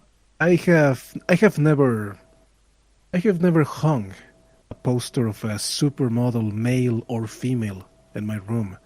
I have never had a celebrity crush, or or I don't know. I was never into boy bands or pop singers because of their bodies. I was just into them because of their music when I was younger. Music that I found interesting at that point in time in my life. Because that's the thing. In order for me to have a crush or fall in love or however you want to call it, to be infatuated with a person, it's not something sexual. It's about that person, whether it's their knowledge, ideas, or personality as you describe it, but it has to be the essence of that person. You know, actually, the more I think about it, man, the more I feel like that might be me sometimes. I mean, I'm not gonna say I'm definitely attracted to female anatomy. Sure, sure. Definitely. But sometimes I feel like personality. You know, it's more about personality. It's more about ideas. It's more about a person's intellect. Like I've told people this. Well, let me ask you a question then. Have you ever looked at a woman and thought to yourself, I want to have sex with that woman? Yes, I'm not even going to pretend that I've definitely done that. I have definitely done that. Well, maybe then you would enter into a category known as gray sexual, which means that you are sort of asexual, but do experience sexual attraction from time to time. Actually, you've given me a lot to chew over here, actually. You've given me a lot to chew. I am the Satanist turning kids gay that your parents warned you about. Well, I've just kind of always felt like, I have to have, an intelligent partner. I have to have somebody, don't get me wrong. I think sex is great. I think it's amazing. But does you have a garlic bread though? Garlic bread. Well, garlic bread is sexy. Pizza is. The words I use to describe pizza and how I enjoy it very similar to how I describe my sexual encounters, but. I don't want to get into that category because that might be too TMI. But when it comes to it, sex is great. Don't get me wrong, but I feel like there has to be more there for me in a relationship between a person. I was in situations when I was younger when as a young guy, that's important to me. But there came a point in my time where is this the only reason I'm with this person? We have I try to have an intellectual conversation with this person, and it's not happening, or or it's like talking to a brick wall, and and as a young guy in my 20s, I'm like, well, Michael, the sex is good, but you're not really too happy, and I'm not. And when it comes to ethics and stuff, I try to be very ethical in a situation. And when I was younger, I was really stupid, man. I was like, okay, I would never want somebody to break up with me, so I'm never gonna break up with somebody unless they do something absolutely horrible. Because when somebody breaks up with you, it's a pretty shitty feeling. But as I've gotten older, hopefully as you get older, you should get more wiser. Though there is such a thing as an old fool, which I may or may not be that. But as I've gotten older, I realize, yeah, that's not a very smart thing to do. There's a Rod Stewart song. I wish I knew then what I know now. And there are so many things I wish I could go back and tell Little Big Mike. But I suppose maybe I wouldn't be here today if I had known those things. Turning towards you and your journey. Because for some people, sexuality, they know their sexuality from the get-go. Some people know from very early on, okay, I'm this is who I am. But for other people, it's a journey of self-discovery. Now, for you, do you feel like the VTuber community played any role in your journey from, maybe from being, identifying, solely as asexual to being demisexual? Sure. It sure did. Because I thought that the label demisexual was a little bit silly, because I was like, well, wait, isn't that how everyone feels? Why do you need a label for it? But it turns out that no, there are people that don't feel that way. In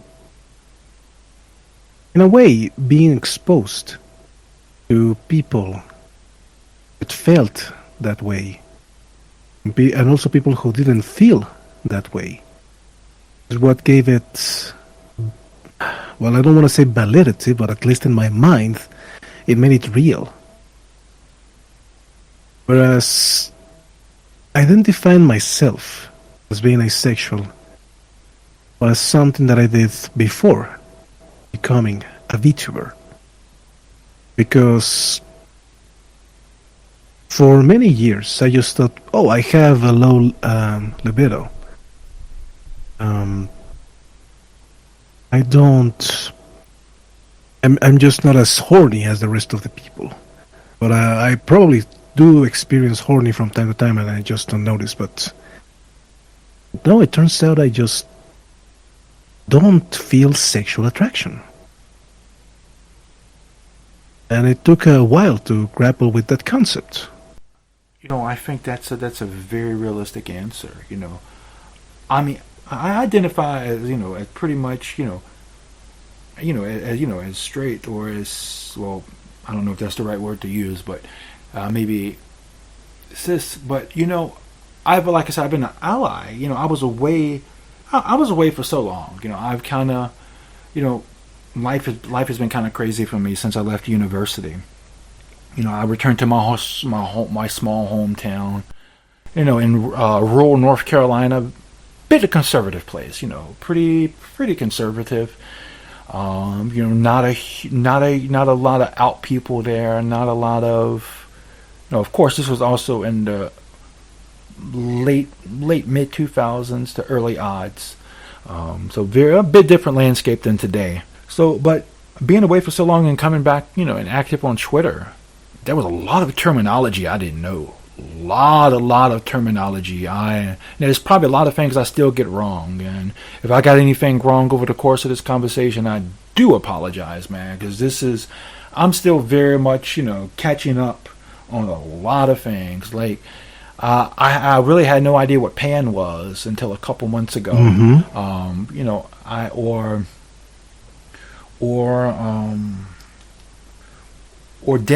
Or demi until we had a conversation a couple days ago. So it's very much a journey of discovery, for me as well. Maybe not as intense as for yourself, I would say. No, it's still discovery to me, to be completely honest. I don't claim to know everything just because I'm part of the community. And speaking of the community, speaking of the VTuber community, and life as a VTuber, what do you think your biggest challenge as a VTuber has been so far?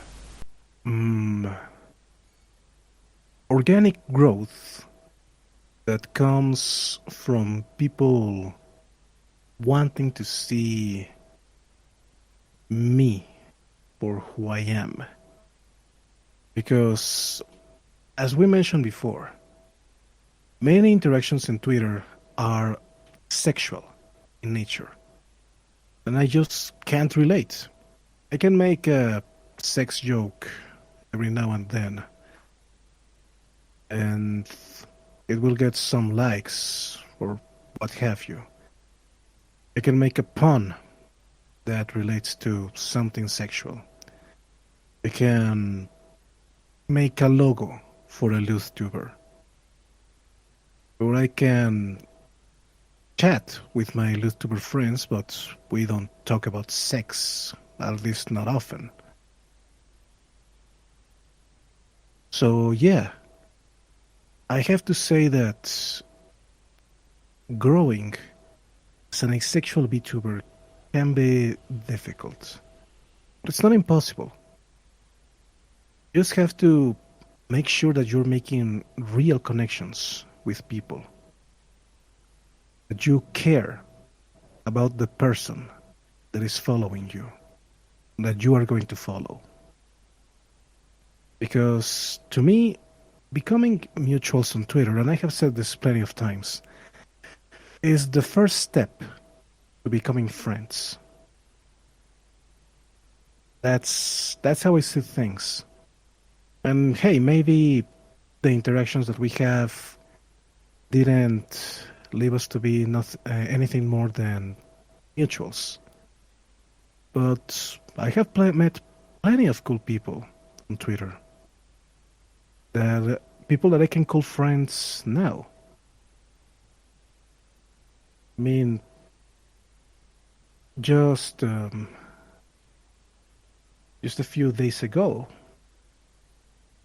was talking to some other Latin American VTubers who I met precisely there on Twitter, through connections, through mutual followers. And yeah, I'm really glad to have them in my life. I can see that being a really, really big issue, and I think one that many content creators feel. Making real connections with people. I was telling one of my guests previously, a good friend of mine is a pretty big rock star here, and before I married my wife, we were roommates. He's actually one of the people who introduced me to my wife. And he one day, he said, Michael, he said, sometimes, when I go out and meet people and try to make new friends, I never know if that person legitimately wants to be my friend, or if they just want to be close to me because they think they can get something from me. Or just because of what I am, not who I am, if that makes sense. And as a content creator, sometimes it kind of feels like that. I find that there's some people in the community who kind of feel like legitimate, their connections with people don't feel legitimate. And even I myself, very early on, I would say around November, December of 2021, one issue I really dealt with was that many things just kind of felt really impersonal when it comes to making connections with people.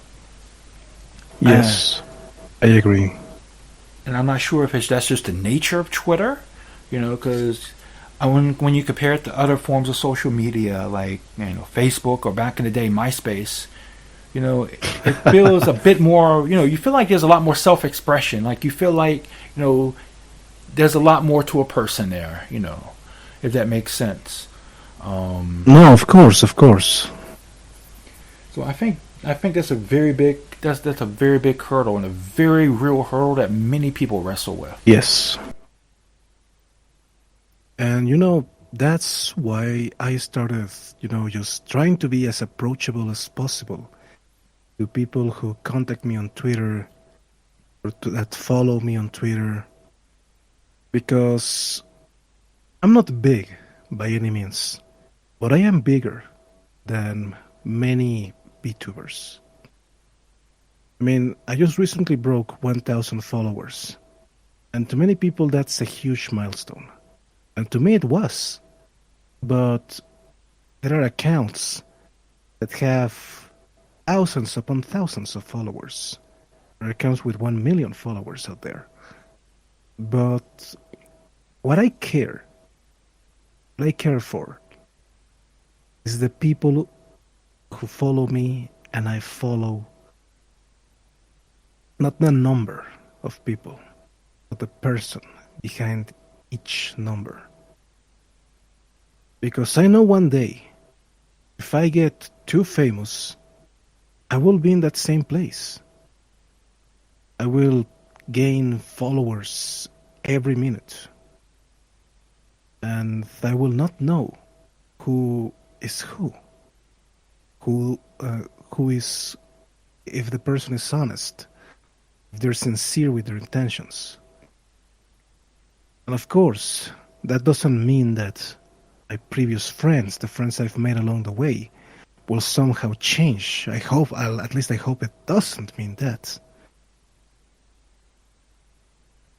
But yeah, you have to be careful about what the intentions people have with you. I mean, this is going to sound stupid, but sometimes you will get DMs from people you've never met, that don't even follow you, that are like, "Hey, wanna join this thing? Wanna be my friend? Wanna do this?" And I'm like, "Whoa, slow down! It's our first interaction." I don't know if I'm making any sense. That actually does make quite a lot of sense. Actually, that does make quite a lot of sense. It's actually something.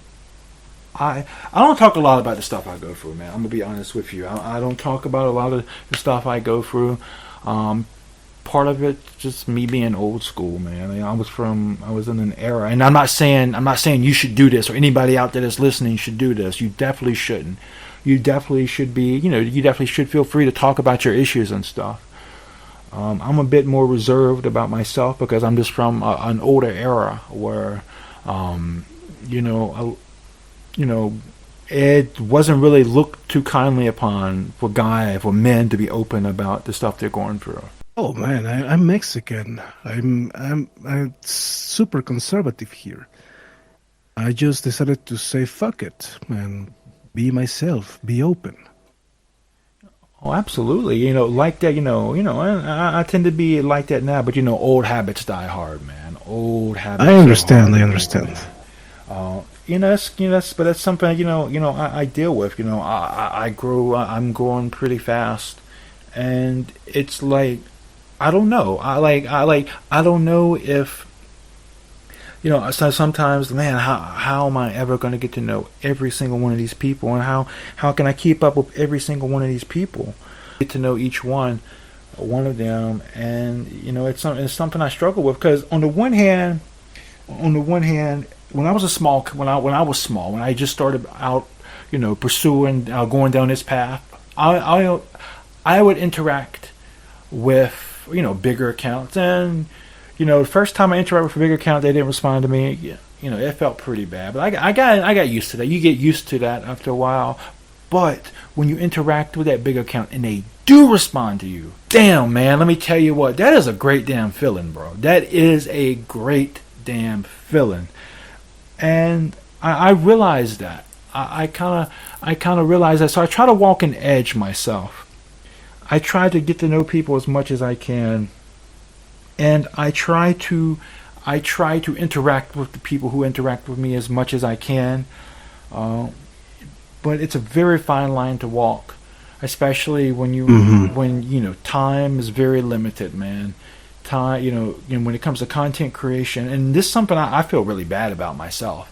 As I find that when I'm heavy into content creation mode, I'll be neglecting the hell out of people, and I don't just mean people on Twitter. I mean my real life friends, it's almost like I'm a hermit, man. It's almost like, I'm a hermit, and I don't know, I'm trying to work on that myself. I'm trying to work on, but it's a struggle. It is a struggle. But, I kind of, part of me kind of feels like it's much like real life. You meet so many people in your real life, And some of the people you're gonna form connections with. Some of the people are just gonna remain acquaintances.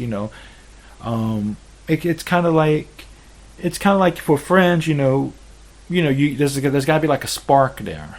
There's got to be like a spark there. Of course. Of course. And that's not to say, oh, there's no spark, so you hate the person. It's just, you're cool with you can be cool with everybody, but only some people become friends, and it can be surprising how it happens. Like my best friend right now in real life, like if you like 10, 15 years ago, like he, I never would have guessed that he would be like a brother to me. Or another one of my close friends, when I was in second grade, he used to bully me.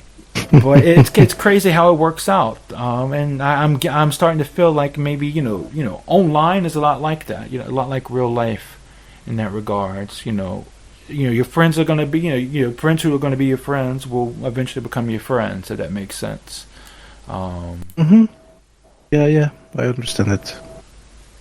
Now, a bit of a heavy question I'm going to ask you. Go ahead. Now, for VTubing is a huge investment for many people, man. And by investment, I don't just mean money, though. Oftentimes it can be quite expensive. People invest thousands of dollars, but time is also something that's heavily invested. Weeks and months, and a great deal of efforts invested into becoming a VTuber.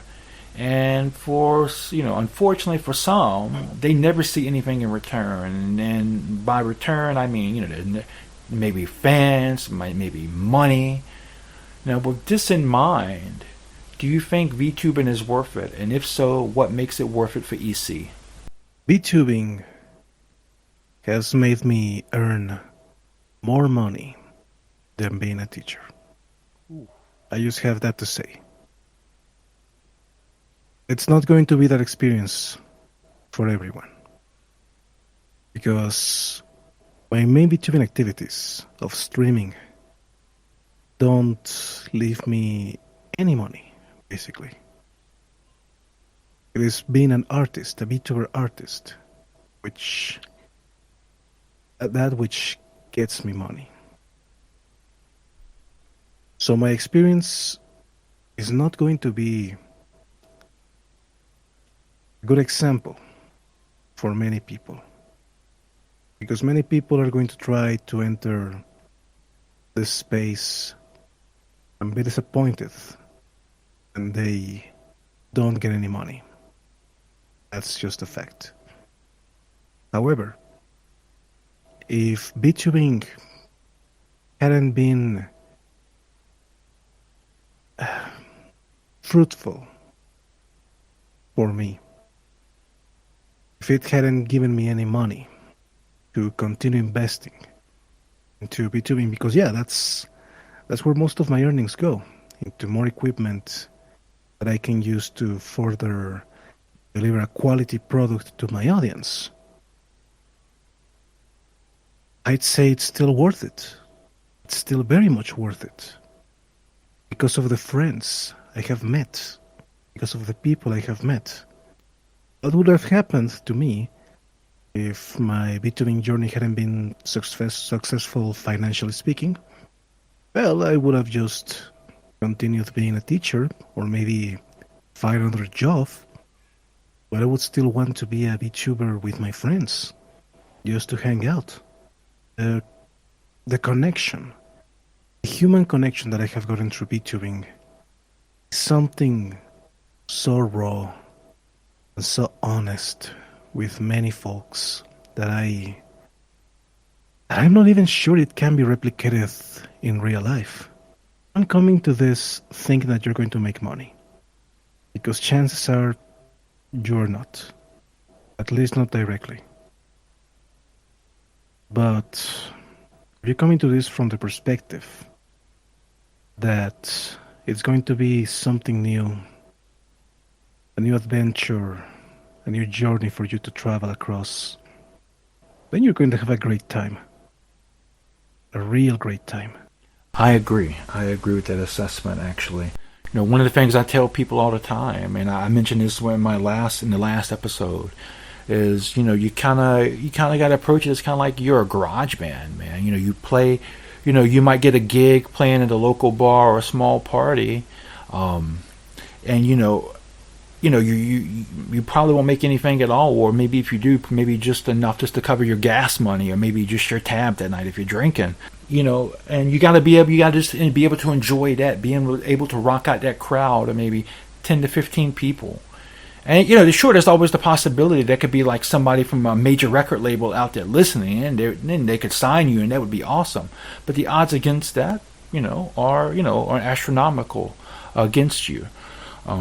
But still, if you go out there and you go out there with that mindset, I don't care. I don't care if it's one person or I don't care if it's 100 people. We're gonna rock the fuck out of this house tonight, fam.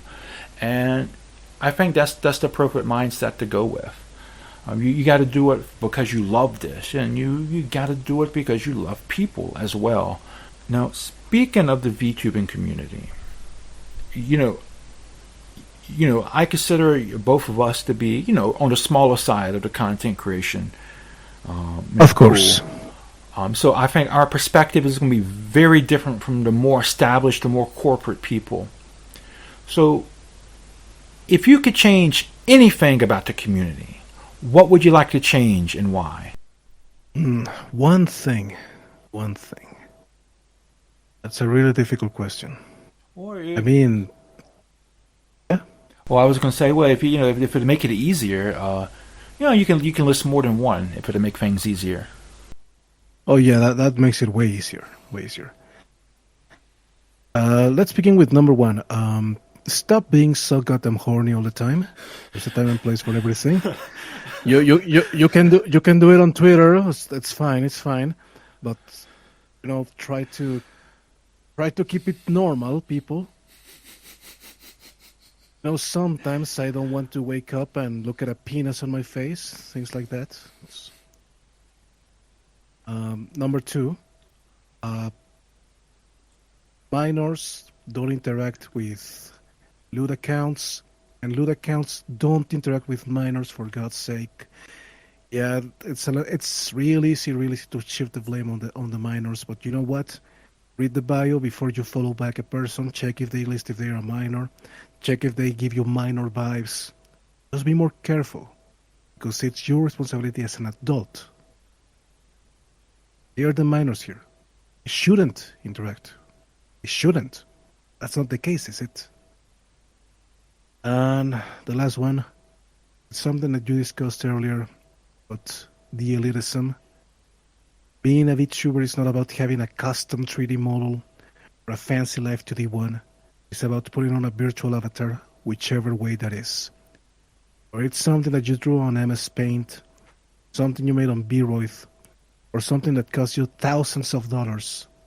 Those are all VTubers. Those are all badass. One more. Being a big VTuber doesn't make you guilt-free.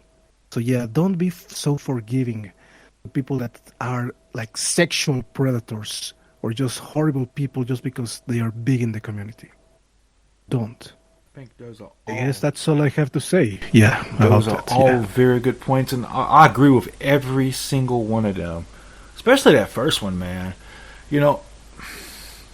I don't know if you go out in public very often, but I do, and I try to Mm-hmm. stay on top of my Twitter and stuff.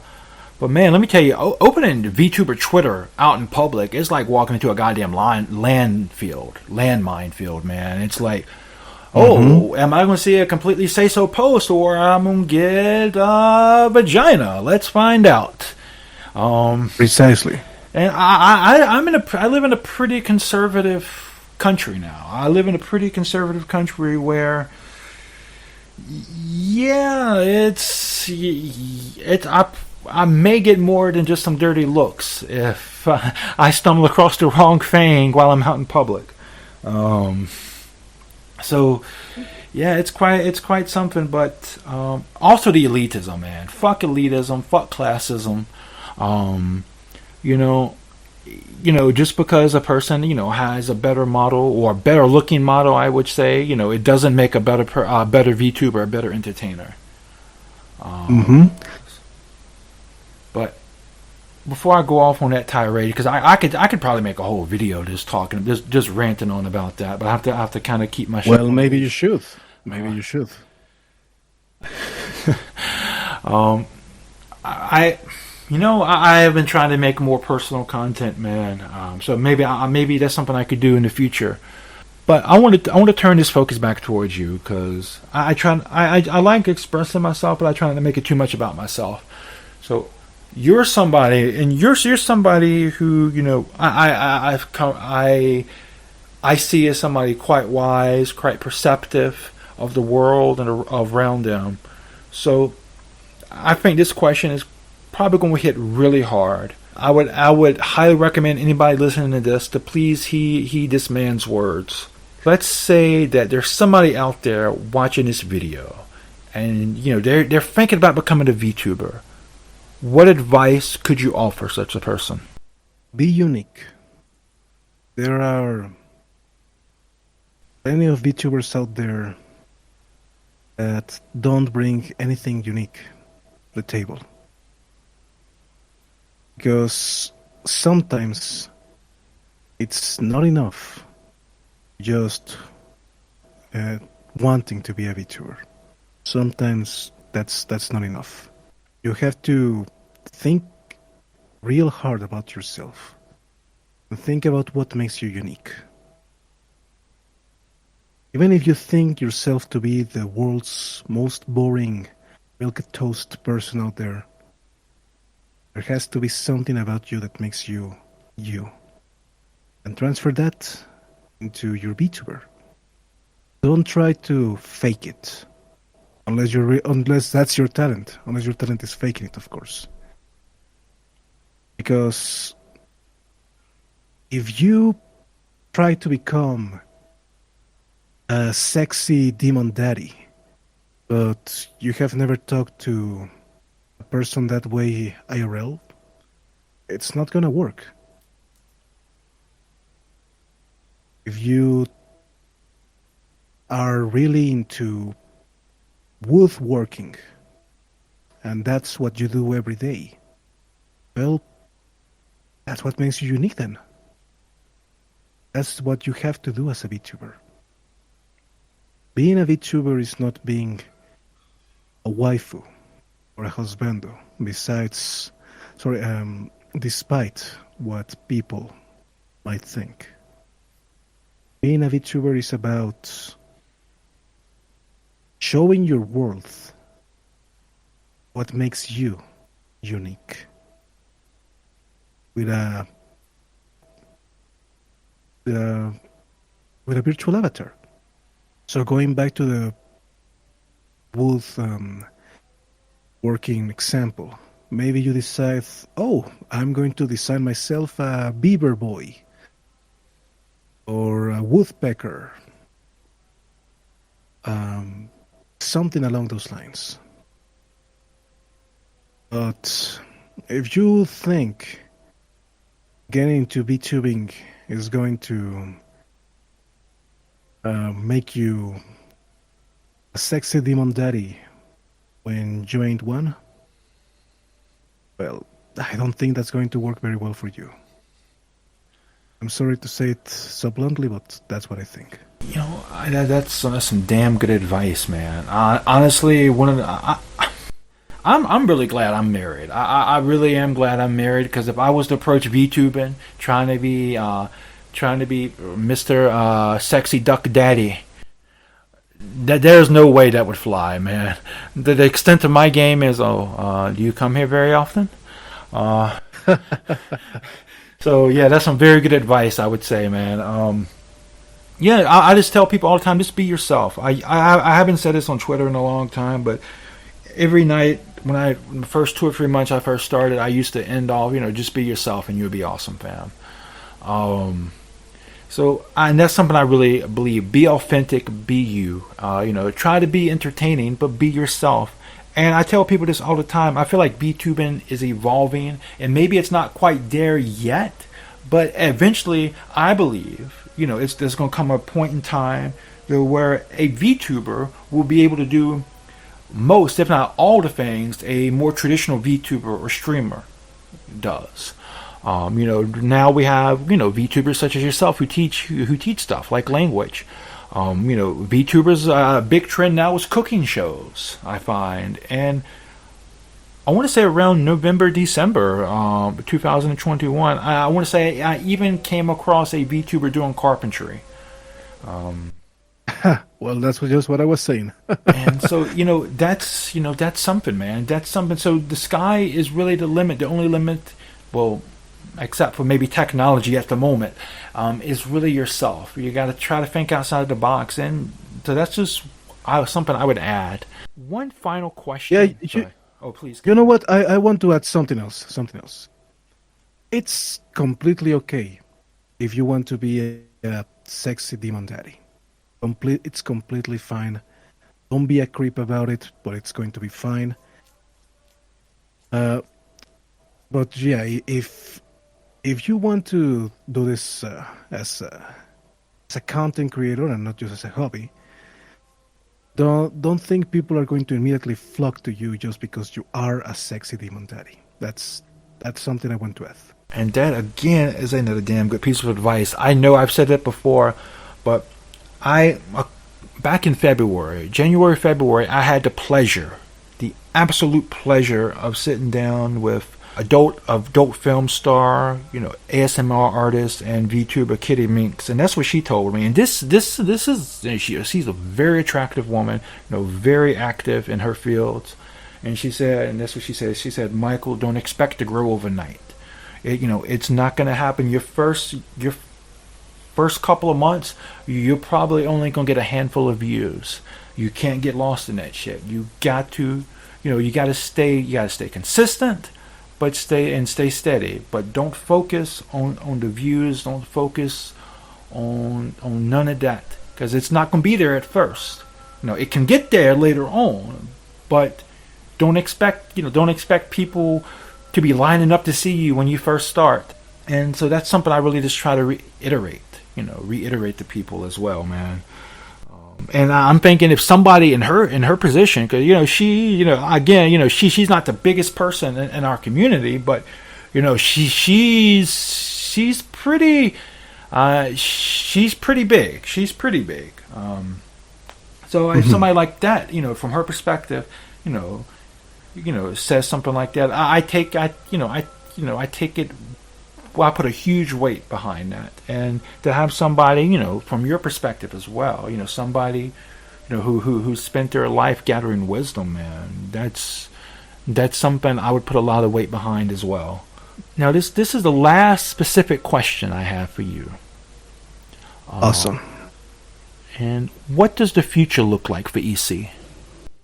It looks real bright, real bright. There's not much I can say, but I have, for example, my new fancy schmancy low poly retro 3D model, and I'm really happy about it. This is going to be the thing that will allow me to get more content in YouTube and TikTok, and I'm really happy about it. It's not ready yet when it comes to all the things that I want to implement, the changes I have to do IRL to accommodate it. But I mean, I've already teased a live 2D model coming the way. That's going to be cool too. My second costume is going to be revealed on September 15th, Mexican Independence Day. And I'm hoping it triggers all of you. Yeah, I hope it triggers you.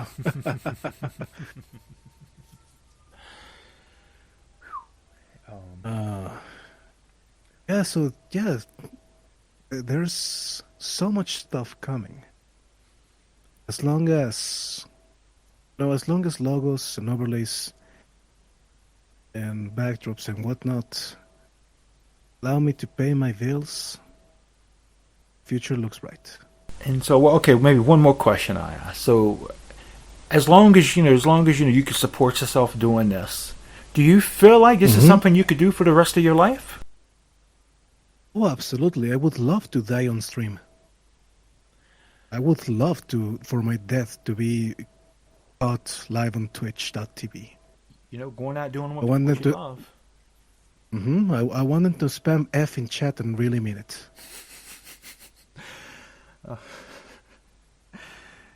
Man, whew. I know you call yourself Bone Daddy on Twitter, man, but I really think you have an inner punk in you, man. I really, really, really do. You seems like you love ruffling feathers, and that's I do. that's so punk. I don't. Well, that now that you mention it, I guess I should address the Bone Daddy thing. I don't call myself Bone Daddy. That was a nickname given to me by a friend. Then some people IRL started calling me that because it's not a secret that I'm a Vtuber. And I was like, you know what? I'm just going to embrace it. It's funny. It's ironic that people call me Bone Daddy being asexual and whatnot. There's a lot of innuendo there, I would say. A lot of innuendo. Oh, of course. I have a bit of a similar situation, man. So I get called Duck Daddy. And probably the damn interesting part about that is I'm not a duck. I'm a goose, but I do love that damn alliteration, I have to say. So, and there's something about there's something about a group of anime waifu calling you Duck Daddy. That kind of okay, I'll let it slide. Maybe in real life, if I was really a goose and somebody called me a duck, maybe I might get a little bit steamed about that. But when those big eyes and the colorful hair, they look and smile and they say Duck Daddy. I can't be mad at that. Yeah, exactly. I mean, someone called me the bone himbo of the retro the other day. I was like, sure, why not? It's just funny, Oh man. But now I just want to turn it over to you, and I just want to ask if you have any questions for me or anything you'd like to add here. Well, yeah, I do have a question for you. So, you obviously love PNG tubers and Vtubers of all sorts, but especially so PNG tubers. Yet, you don't call yourself a Vtuber supporter, at least not publicly, well, from what I've seen, like many other accounts do. I won't go into specifics. I don't want to be controversial, but why not? Why don't you call yourself a VTuber supporter?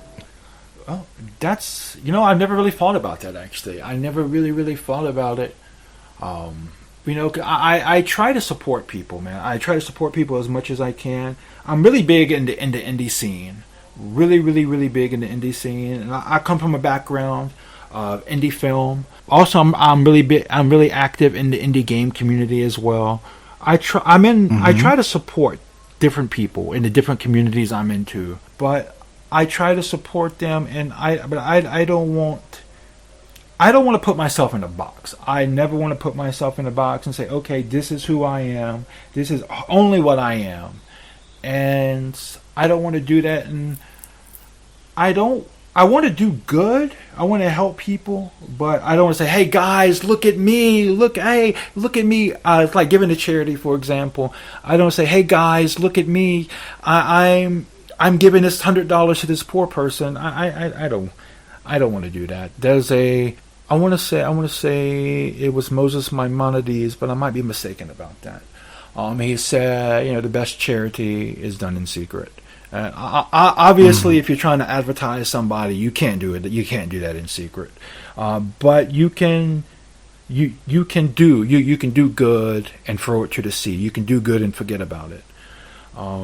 And that's yes. I try my best to help people, but I don't want to say, hey, this is I am this. I do good and I go on about my day, or I try to do good, or I hope I do good and I go on about my day, I would say. But I try to help many different people and many different communities, and I I've never actually sat down and thought about. I never actually sat down and thought about why I don't call myself that. I do host an event every Monday though, PNG Tuber Support Monday, or no, I'm sorry, PNG Tuber Appreciation Monday. But as far as like a PNG Tuber Appreciation or supporter account, I couldn't do that. No, I did start a kind of quasi group, or maybe it's better known as a coalition of independent content creators, Vtubers. Yeah, the Indie Alliance. Yeah, yes. So I did do that because of that, but that's about to the extent. But that's something separate. I consider myself a part of that, but something that's separate from my account. So, I don't want to knock people. I don't want to knock people because we never know what's truly about somebody's true intentions, and I believe at the end of the day, intentions are very important. But I just, I don't want to be that kind of person. I don't want to be that kind of person who does good and lords it over people. If that makes sense to you. No, of course. And as I've gotten bigger, as I've grown, I kind of wanted to kind of throw my weight around a little bit in regards to smaller people. Like I remember, and I'm gonna be honest. As my first couple of weeks in the VTuber community, when I was just maybe 40, 50 followers on Twitter, that shit was hard, fam. That shit was emotionally hard.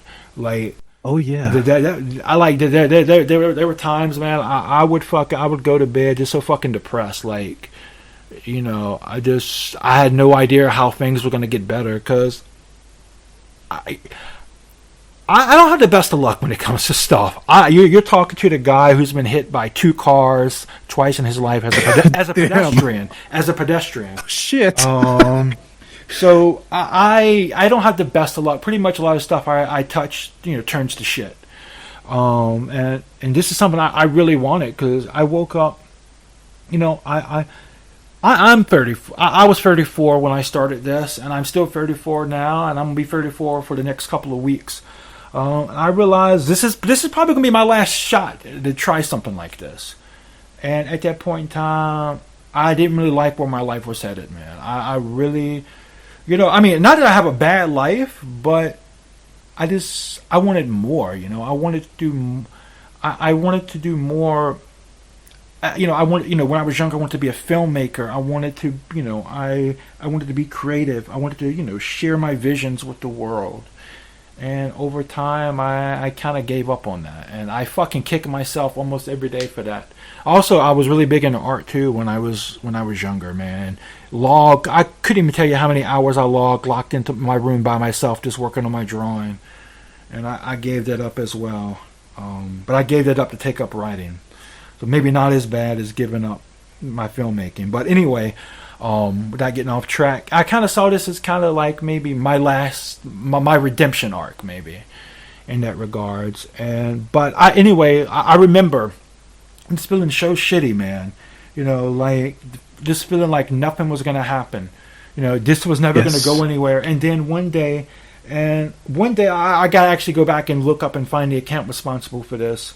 But there was this really great account in the indie game dev community, and they included me on their Follow Friday shout outs one day, and that was the moment that it started to change for me. That was the really big moment that things started to change. The next week I was at 100, next week I was at 200 and 300, and growing at a steady growth since then.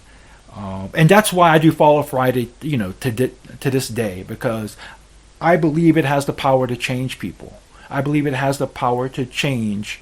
Now, I'm not saying it's going to change every single account that I feature, but I believe the potential is there, and I hope that it has that effect. And I do a lot of things like that. I try to help people out now that I've grown bigger, because, like I said, that shit sucks, man. It's hard being in the trenches. It's hard, man. Yeah. It really is, and there's this great quote in the Talmud I really love, man. There's this really great quote. It says, I forget exactly what what tractate it comes from, but it says, don't be overwhelmed by the amount of suffering in the world. You're not obligated to fix everything, but neither are you free just to walk away and do nothing. And so I try to do my part, as much as I can. At the end of the day, maybe I'll make a difference, maybe I won't. But I sincerely want to, man. I really do. Kind of a long, very long-winded answer. But long story short, I've never really thought about calling myself a VTuber supporter, though I try to help anybody I can. VTuber, non-VTuber, PNG tuber, indie game dev supporter. I even do try to do some work in the ska punk community and coffee communities as well. Which is something else I want to point out to people. If you're listening to this and you're trying to grow on social media, diversify your communities that you're in, man. Don't if you're a VTuber or a PNG tuber, the VTubing community is great. Don't get me wrong, very fantastic people. But find other communities and interact with them as VTubers. For me, I personally love indie games, so I'm very active in the indie game community. I love indie film, I love ska punk, I love coffee, and I interact with all these communities as a VTuber, or as somebody that's aiming to be a VTuber, I should say. And I would suggest you do that same as well. Find communities for things that you're legitimately into. Maybe you like death metal. Maybe you're into programming. Maybe you're into knitting. But find something that you're legitimately into and interact with that community as a VTuber. You'll never know the connections you're gonna make. I wouldn't be here today if not for those people in the indie game dev community. I definitely wouldn't be making content now. I originally was just gonna hold off making content until I had a new PC, I had my model and stuff ready, and then poof, I was gonna debut. But I received such an outpouring of support from the indie dev community. The people, they were sending me free games to play. They were saying, okay, when you start making content, we want to talk to you. We want you to interview us and stuff. And and I had VTubers, big VTubers doing the same thing as well. And so I was like, damn, dude, I would be really stupid not to strike when the iron is hot. And so that's how I started making content. But I never would have got there if I wasn't active in all those different communities. So that's just one piece of advice I'd love to give if anybody's out there listening today and you're looking to get into VTubing and such. So I'm sorry for that very long-winded answer. Well, I think it was great. I think it was an awesome answer. All right, do you have any other questions for me? I don't think so. I think your long-winded answer answered all of my questions, to be honest. All right, so it's been a pleasure, man. Honestly, this has been probably one of my more challenging interviews, but one of my more fun ones as well, I would say. You gave me a lot to think about, a lot to chew over, and that's one of the things I really love about doing Coffee with Big Mike is that I always leave my conversations with more than what I came with. And I hope my guests feel the same way as well. Well, Big Mike, I have been interviewed quite a few times now as a VTuber. And I have to say, yours was definitely one of the best.